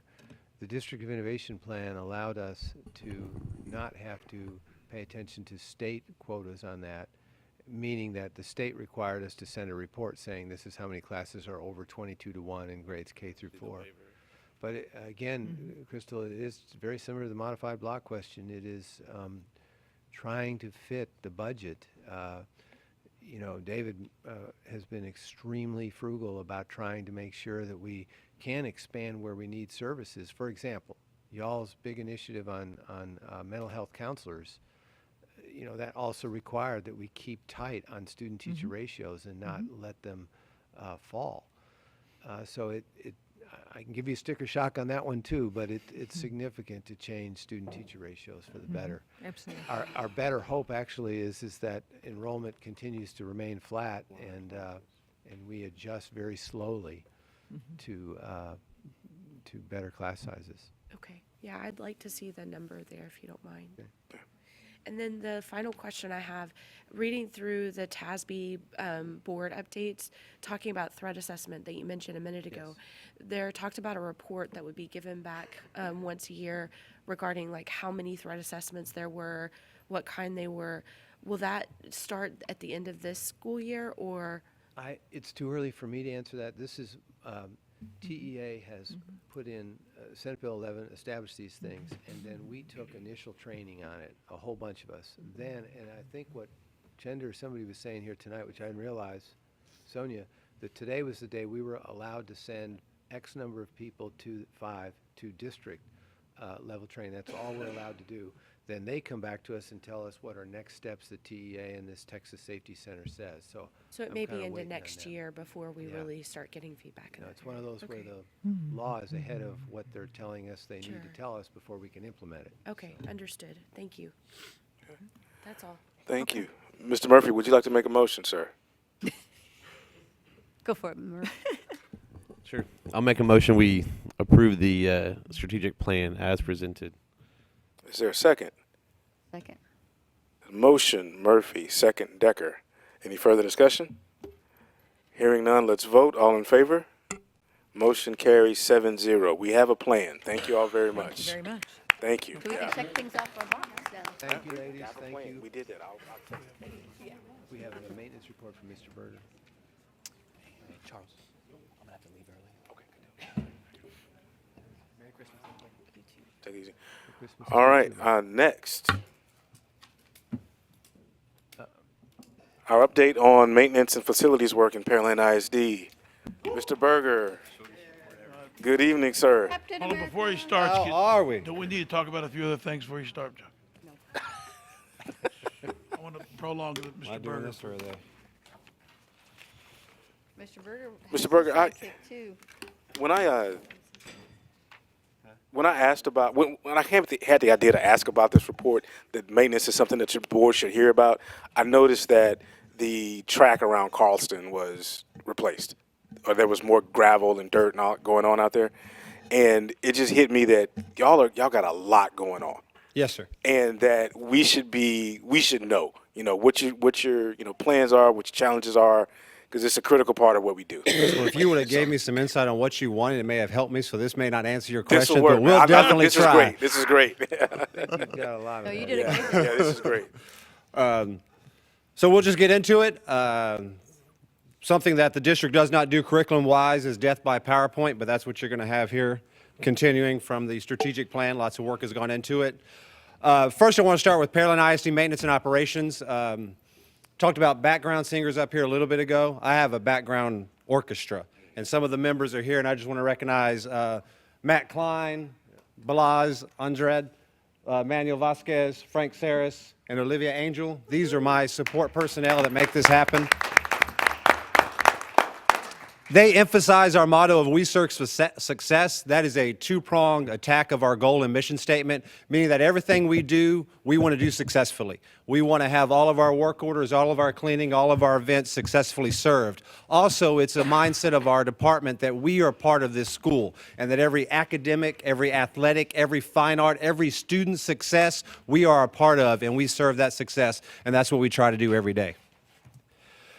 Just going over some of the terms, you've read this, you can look at it. Operations is our janitorial custodial functions. Maintenance is obviously our HVAC, our engineers, our plumbers, our carpenters, our warehouse personnel, our grounds people. We work to repair, first and foremost, because that is the most budget saving. If we can't repair it, we replacement. Take place. We also have alterations in the district with our renovations, office build-outs, anything that campuses ask us to do. We have a preventative maintenance mindset. We want to follow a monthly pattern of keeping on top of keeping the equipment running, making sure that we get the longest life expectancy that we can out of the equipment. And there are times that we can't afford the preventive maintenance and we can't afford the repairs, and therefore we have to do deferred maintenance, and that's where you get that capital improvement plan that you have in front of you that Mr. Berry has asked for the next 10 years. Department overview of current staffing. Our maintenance departments, there are 20 ground crew members, 43 maintenance crew members, 4 supervisors with an assistant director, and 3 paraprofessionals. You have a wonderful snapshot of our GQ grounds committee right there at a training session. We focus on training to make sure that we have the utmost way to get what needs to be done in the district. Our operations department, we have 185 custodians with 3 supervisors, an assistant director, and 1 paraprofessional. And there are the smiling faces that are waiting in line for one of our food events that we have on the campus. They are the Maroon Army. If you need something moved, if you need something cleaned, if you need something set up, they take care of it. They are amazing.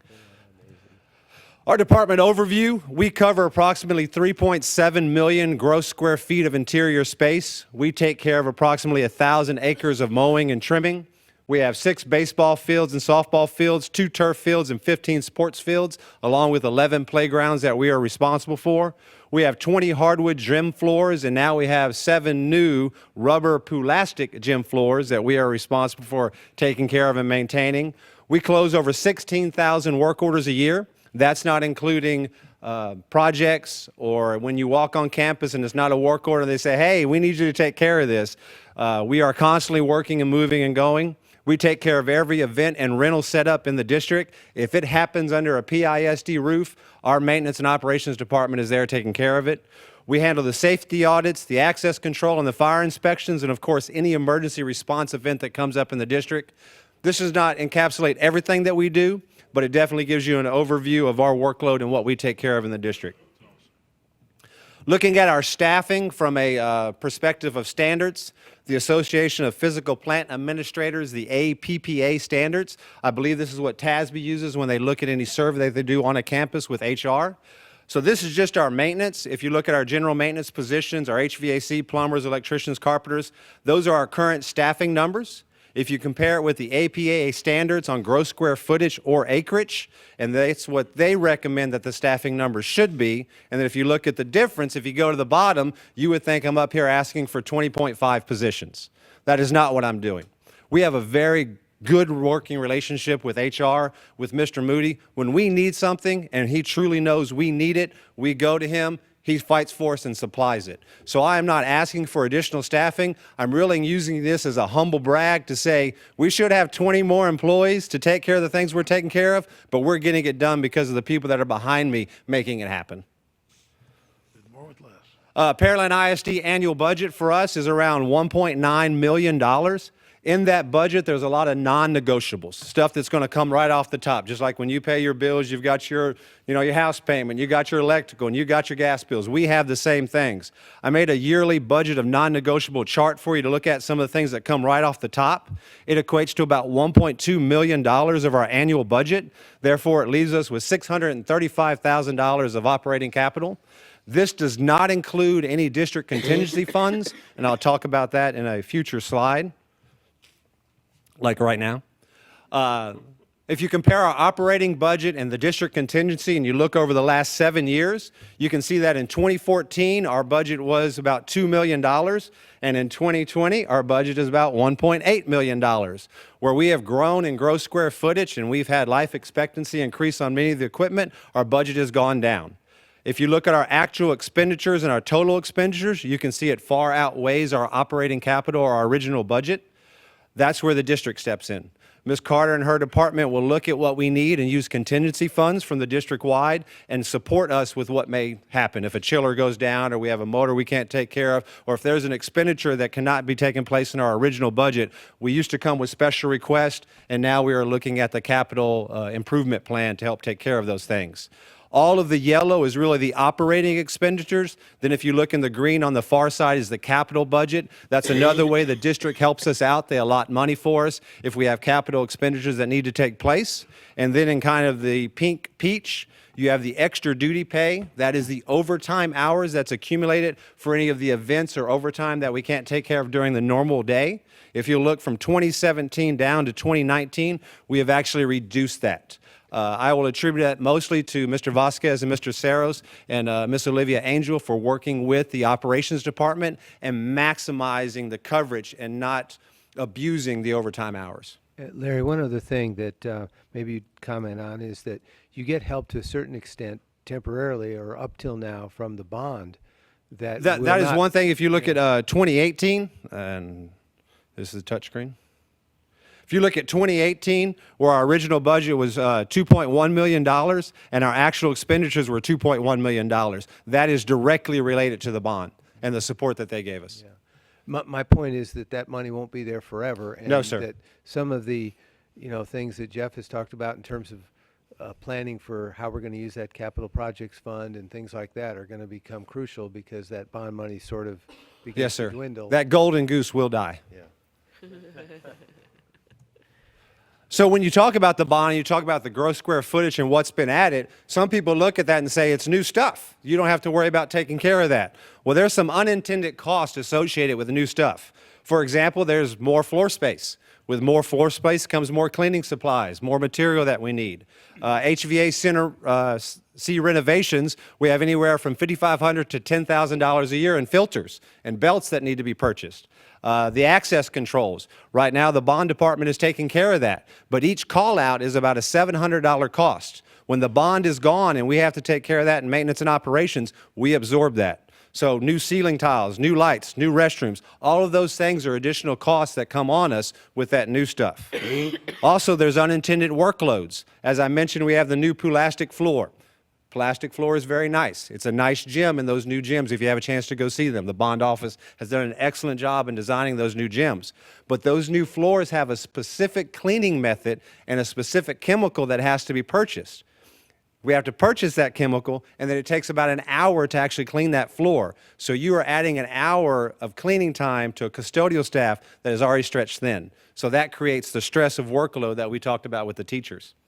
We also have a filtration system at the Ag Barn that has a new PM scheduled to prevent clogs. And then you look at the type of spaces we added, a culinary space, a science lab, a CTE lab, the gyms. They all have different methods of cleaning that take a little longer than just a normal classroom or an office. So even though it's new stuff and it's beautiful stuff, there are costs and workloads that are put onto us.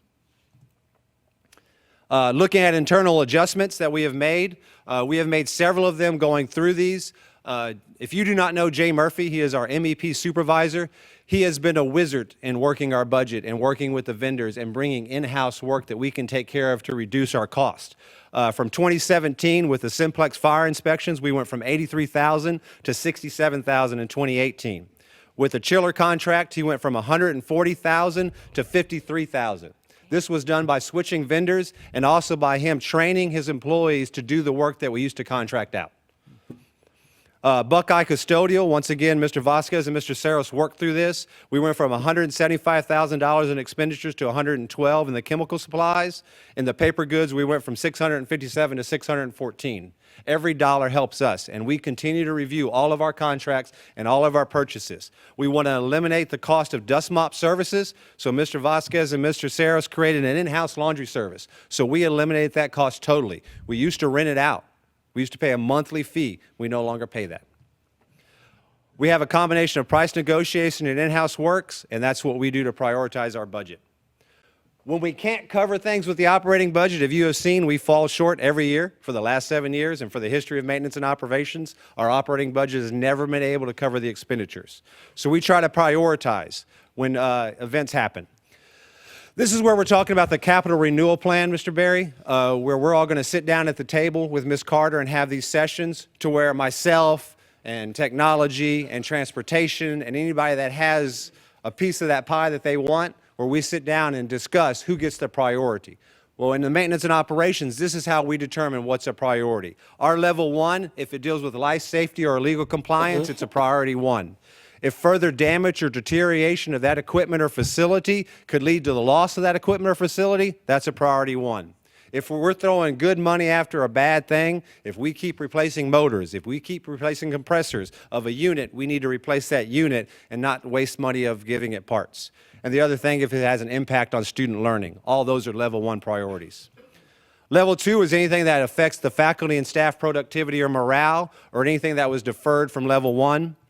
And then level 3, we look at economic savings like energy savings, LED replacement of light bulbs. That would be great to do, but that's not a priority 1, that's a priority 3.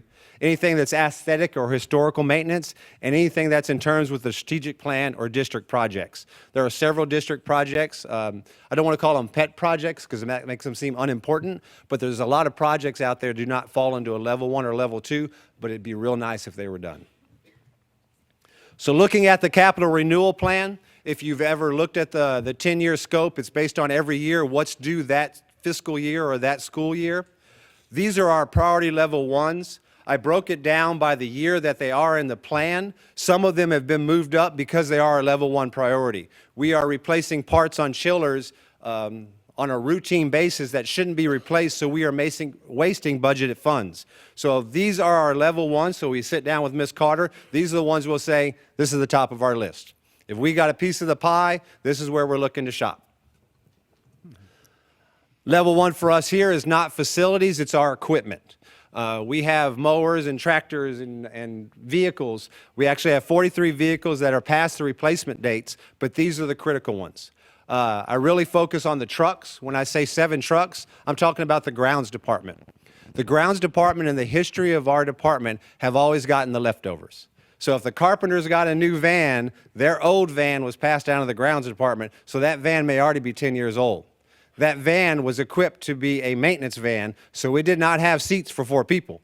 It had seats for 2 people, and we either put buckets in the back or we took old bus seats and stapled them in the back, so it's not the safest vehicle for our grounds departments to be driving around in. Also, the van is not made to be hauling the equipment they're hauling on those trailers. So there's a personnel safety issue and there's equipment safety issue, so we'd really like to get them some trucks that help do the job they need to do.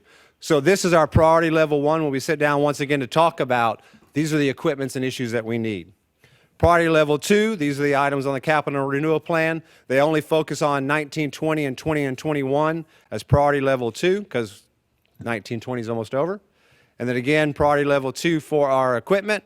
And then the last priority are those projects that I talked about. This is just a small list of some of the projects that are out there, but these are the projects that would be great if they were done. But again, they are not rising to the level of 1 or 2, they are at level 3.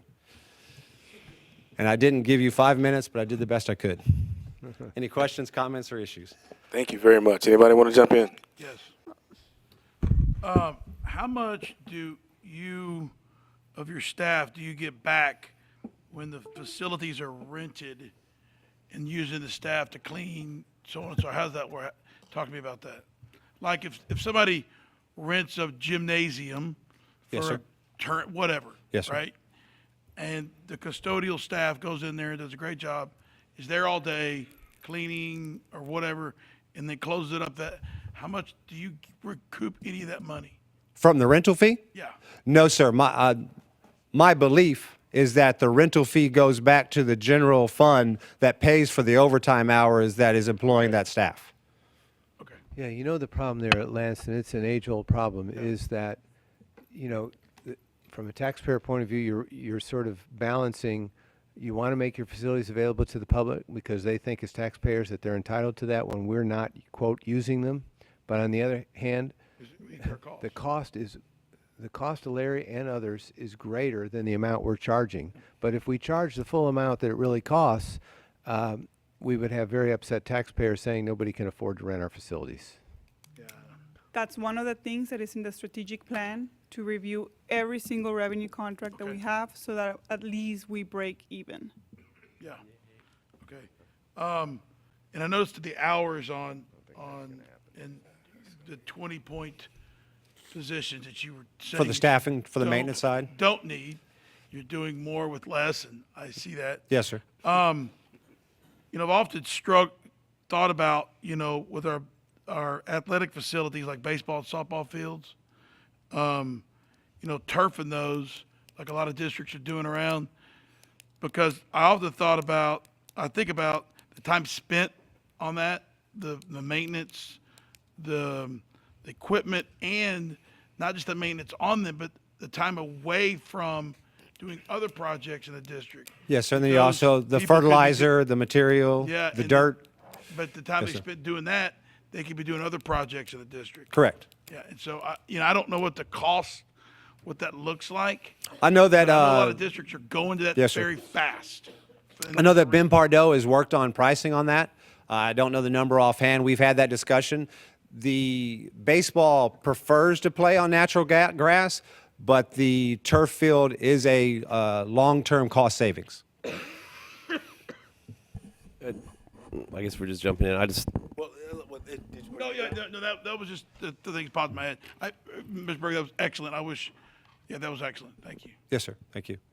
I just want to say I've been on the board, again, going on 5 years, and this is I really appreciate this Yes. report because it's the first time I've ever had a deep dive into what You do. maintenance does and what those expenditures are. I think we always kind of see a line item in the budget workshop or a chart or pie chart, but this is the first time we've actually kind of seen exactly where that money goes. So, thank you. We appreciate that information. Well, I appreciate the invite. But one more thing, in case you guys don't know, he does have a Twitter page, and I follow it.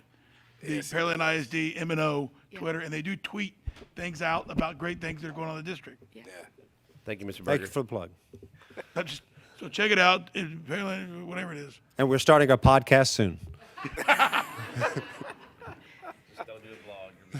No blog.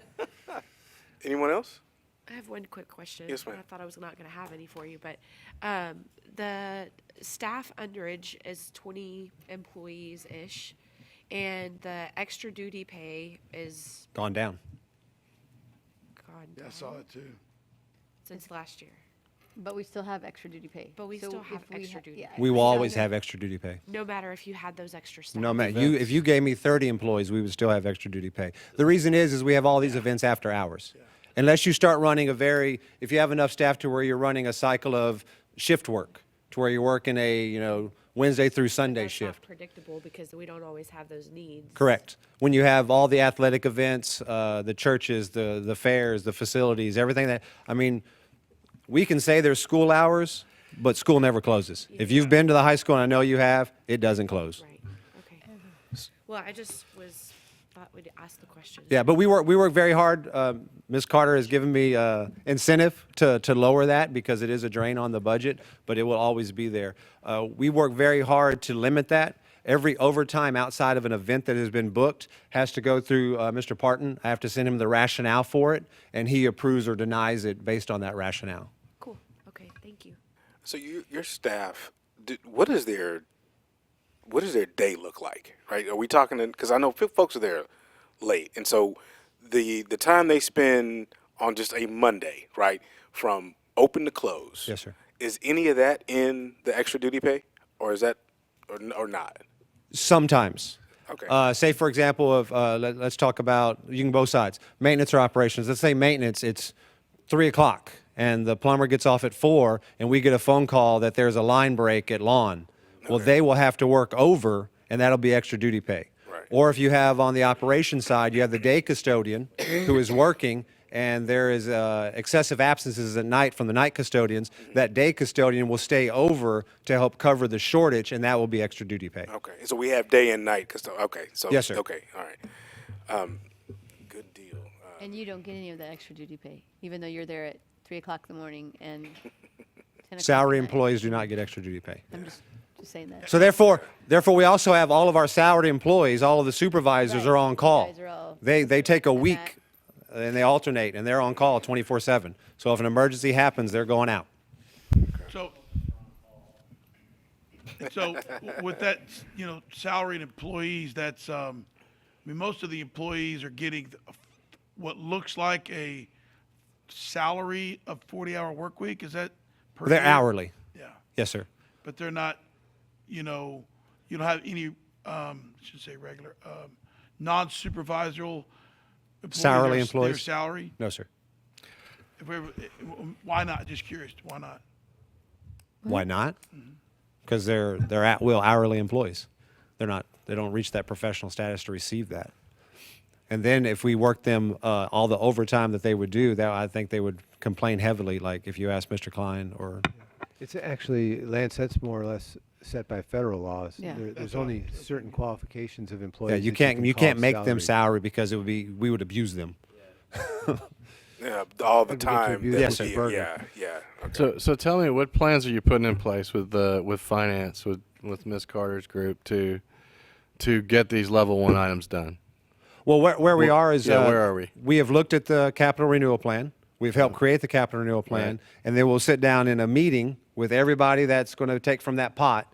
And my assumption is that we will then get on the board and go, this is what we determine is the right priority, and this is where the money's going to go. It may be mine, it may be technology, it may be transportation that needs buses. But do you have like a timeline, like a Microsoft project portfolio for the capital improvement plan that says by 2021 we're going to have these projects done, we're going to allocate X amount of dollars, we're going to let level 1 take which level 1s go first?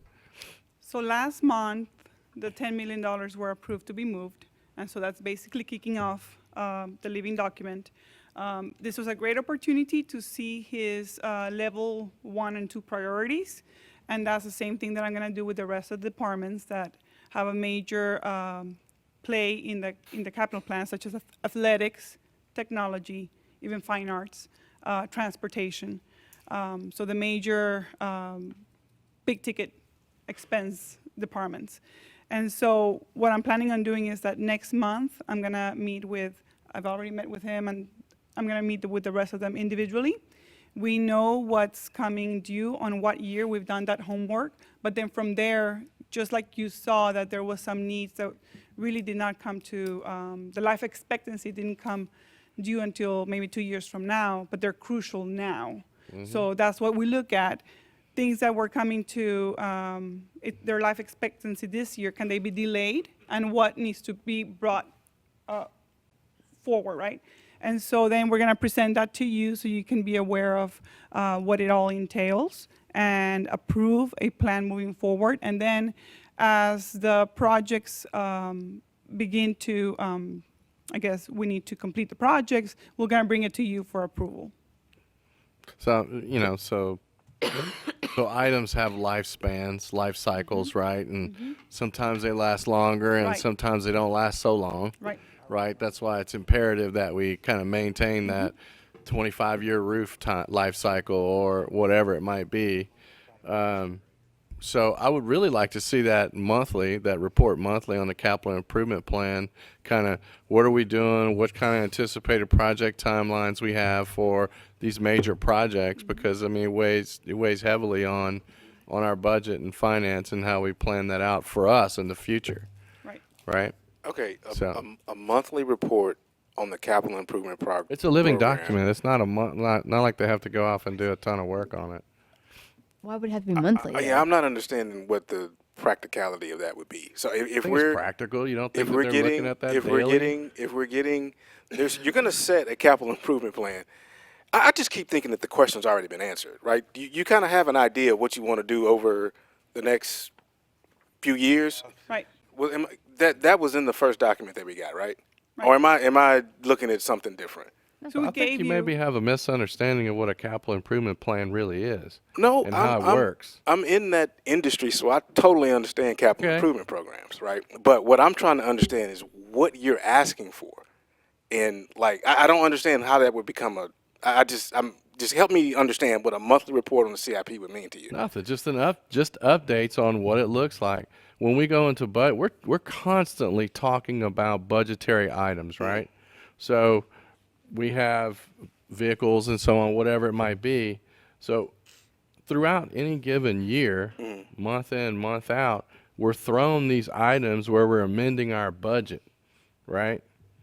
I mean, you've been here longer than I have, so we see these items where we're amending the budget. Right. So it's really nice. It would be really nice to see, okay, well, we have all these things that we need to accomplish, and as a board, we prioritize certain things too, right?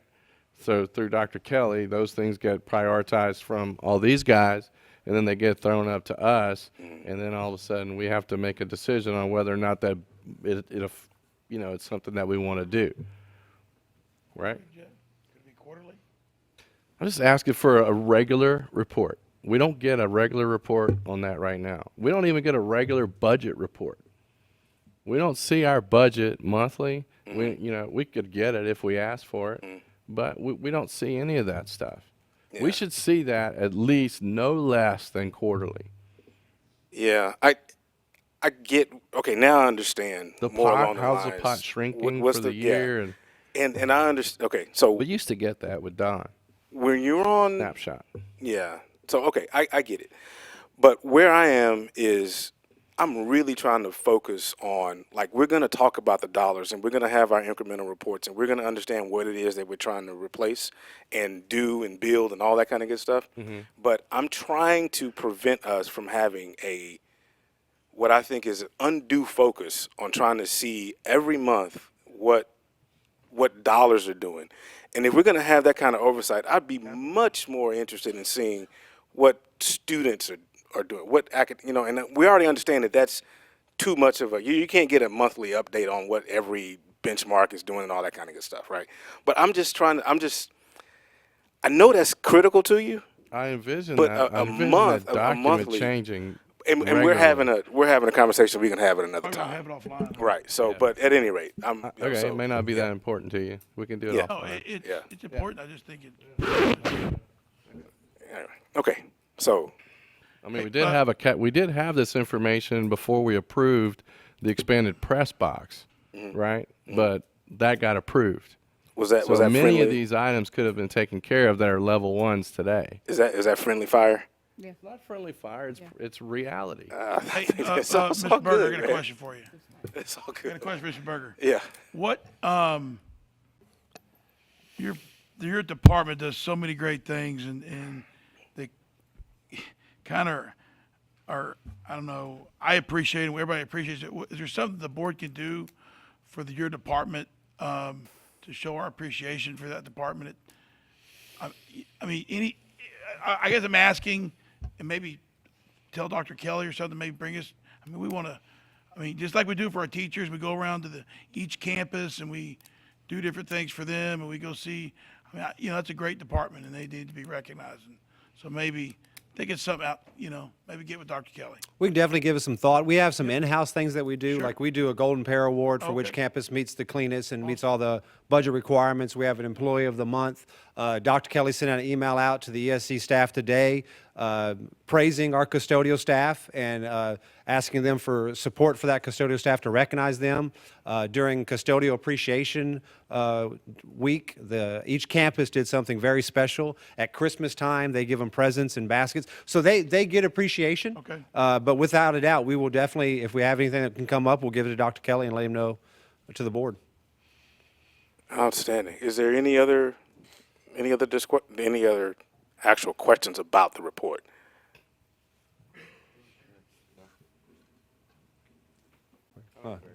Nothing there? All right. And Mr. Klein says if you're hungry on January 3rd, we have our Christmas luncheon in Alexander. Feel free to come by. Good deal. January 3rd. Yeah. We are having honorees. Honorees. Well, thank you very much. Thank you, Mr. Berger. Thank you, Mr. Berger. And thanks for all these folks that stayed behind for the whole meeting. Yes, thank you all Appreciate it. very much. Very much. Yes. Oh, man. All right. With that said, there is a bond financial update that is in your packet. Any questions on it? All right. That is there for your reading pleasure. Dr. Kelly, it appears to me that we are complete with the agenda. Was there anything else? You were debating whether you wanted to say something about Lakeisha, and Lance also asked that. No, she's not here. We will bring her. We will. Okay. Okay. Good deal. All right. Let's see. The last thing is, at the end of the team building, I asked you each for your big three items, and we didn't actually get to that. Jeff, you already sent me yours. If y'all would send your big three, right? We've got our strategic plan here, right? Send your big three things that you think maybe should be for board goals. Please send that to Dr. Kelly, and we'll figure out how we move forward on that, right? Okay. At 9:15 p.m., we will stand adjourned.